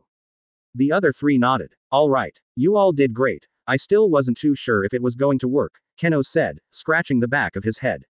During my time back home, my siblings and I would train in combat tactics, but I was never as good as them, they always seemed to be just a step ahead of me. Well, that training of yours paid off, I should really try tactics training myself, Asta said starry-eyed. Hey, guys, what do you suppose we do with him? Luck asked. The other turned and saw he was pointing to Lotus, unconscious. Well, I say we leave him here, but we better do something just in case he wakes up, Kenos replied as he walked to Lotus. This should do the trick, solar binding magic. Sunbound shackles, he said as the mage's arms and legs were bound by the shackles of sunlight. Perfect, this fight is over, Kenos said, breathing a sigh of relief. Now that it's done, we can get back to the competition, but the Golden Dawn are ahead of us. Not a problem, I can sense their mana, they must be close together because I'm sensing a large clump of different kinds, Luck said as he began running. Follow me. The three quickly followed the lightning mage out of the room and to the way of the treasure, but back in the room where they fought, Lotus, who was still bound, awoke slightly, but as he did, a look of disappointment wasn't found on his face. No, instead of disappointment, the smoke mage smiled. Well, it seems I couldn't win after all, but that's alright, the main objective is to claim this dungeon and get the treasure, even if I don't succeed, everything will be fine, as long as they succeed, he said before fading into unconsciousness once more. Back with the Golden Dawn, they were all still riding on Klaus' chariot, with Mimosa guiding them. Okay Klaus, we're really close to the treasure, this should be the last room, she said, seeing the two lights on her spell almost overlap. Alright then, Klaus replied as the chariot entered the said room, they all gasped in amazement from how vast the room looked. It's beautiful, Latois commented nonchalantly. I see the door, Klaus spoke up, the other Golden Dawn members looking in his direction, seeing a massive door, the chariot landed on the ground and the four got off. The steel mage looked around him and smirked while pushing up his glasses with a finger. Well, it seems that the Black Bulls are nowhere to be found, so much for proving me wrong, I knew they couldn't beat us. Yuno on the other hand, looked at the entrance they came in from, a slight look of worry was found on his face. Hey, Yuno, is everything alright? Latois asked, walking over to him. Yuno's face returned to its usual stoic look. I'm just wondering where Asta could be, losing by such a margin isn't like him, I'm honestly surprised I haven't heard him scream. I don't know him as much as you do, but he doesn't seem like the one to give up, Latois said back. Okay, to officially win this competition, we have to open this door, should be easy enough, Klaus said as he tried to push the door, but it wouldn't open, he applied more force, but it still wouldn't budge. He then tried to push with his back against the door, but that didn't work either. He slowly slumped to the ground, but quickly picked himself up. Okay then. I guess it's not as easy as I thought. It must be fortified. In that case, steel creation magic. Spiral lance. He exclaimed as multiple lances appeared in front of him, each with the head in the likeness of a drill. Rotating violently, they raced at the door, but even that didn't put a scratch on it. Well, it seems this door is quite powerful. You know, Latois, I'll need your help. We'll attack simultaneously, Klaus instructed as the two mages came to his side. We'll attack together on 3. 1. 2. And thr. He didn't get to finish counting, for at that second, they heard a sound. It drew closer at an alarming speed and then there was a scream. The three turned around and saw a path of crystals strike Mimosa. Mimosa! They exclaimed as the plant mage dropped to the ground. Shit, I didn't even sense that attack. Where did it come from? Klaus thought, but stopped as he heard footsteps. The three Golden Dawn mages turned and saw two men walking towards them. One of them was of average height, and had spiky light purple hair and a light skin tone. The other was a bit taller than him, had a dark skin tone, and a short black crew cut. Both of them had similar attire, a white skin-tight vest and cropped pants over a black jumpsuit, with a sleeveless black fur coat over it. The spiky-haired man stepped forward, his eyes as stoic-looking as Yuno's. Hey, you people are in our way, he said with a remorseless and emotionless tone. Move.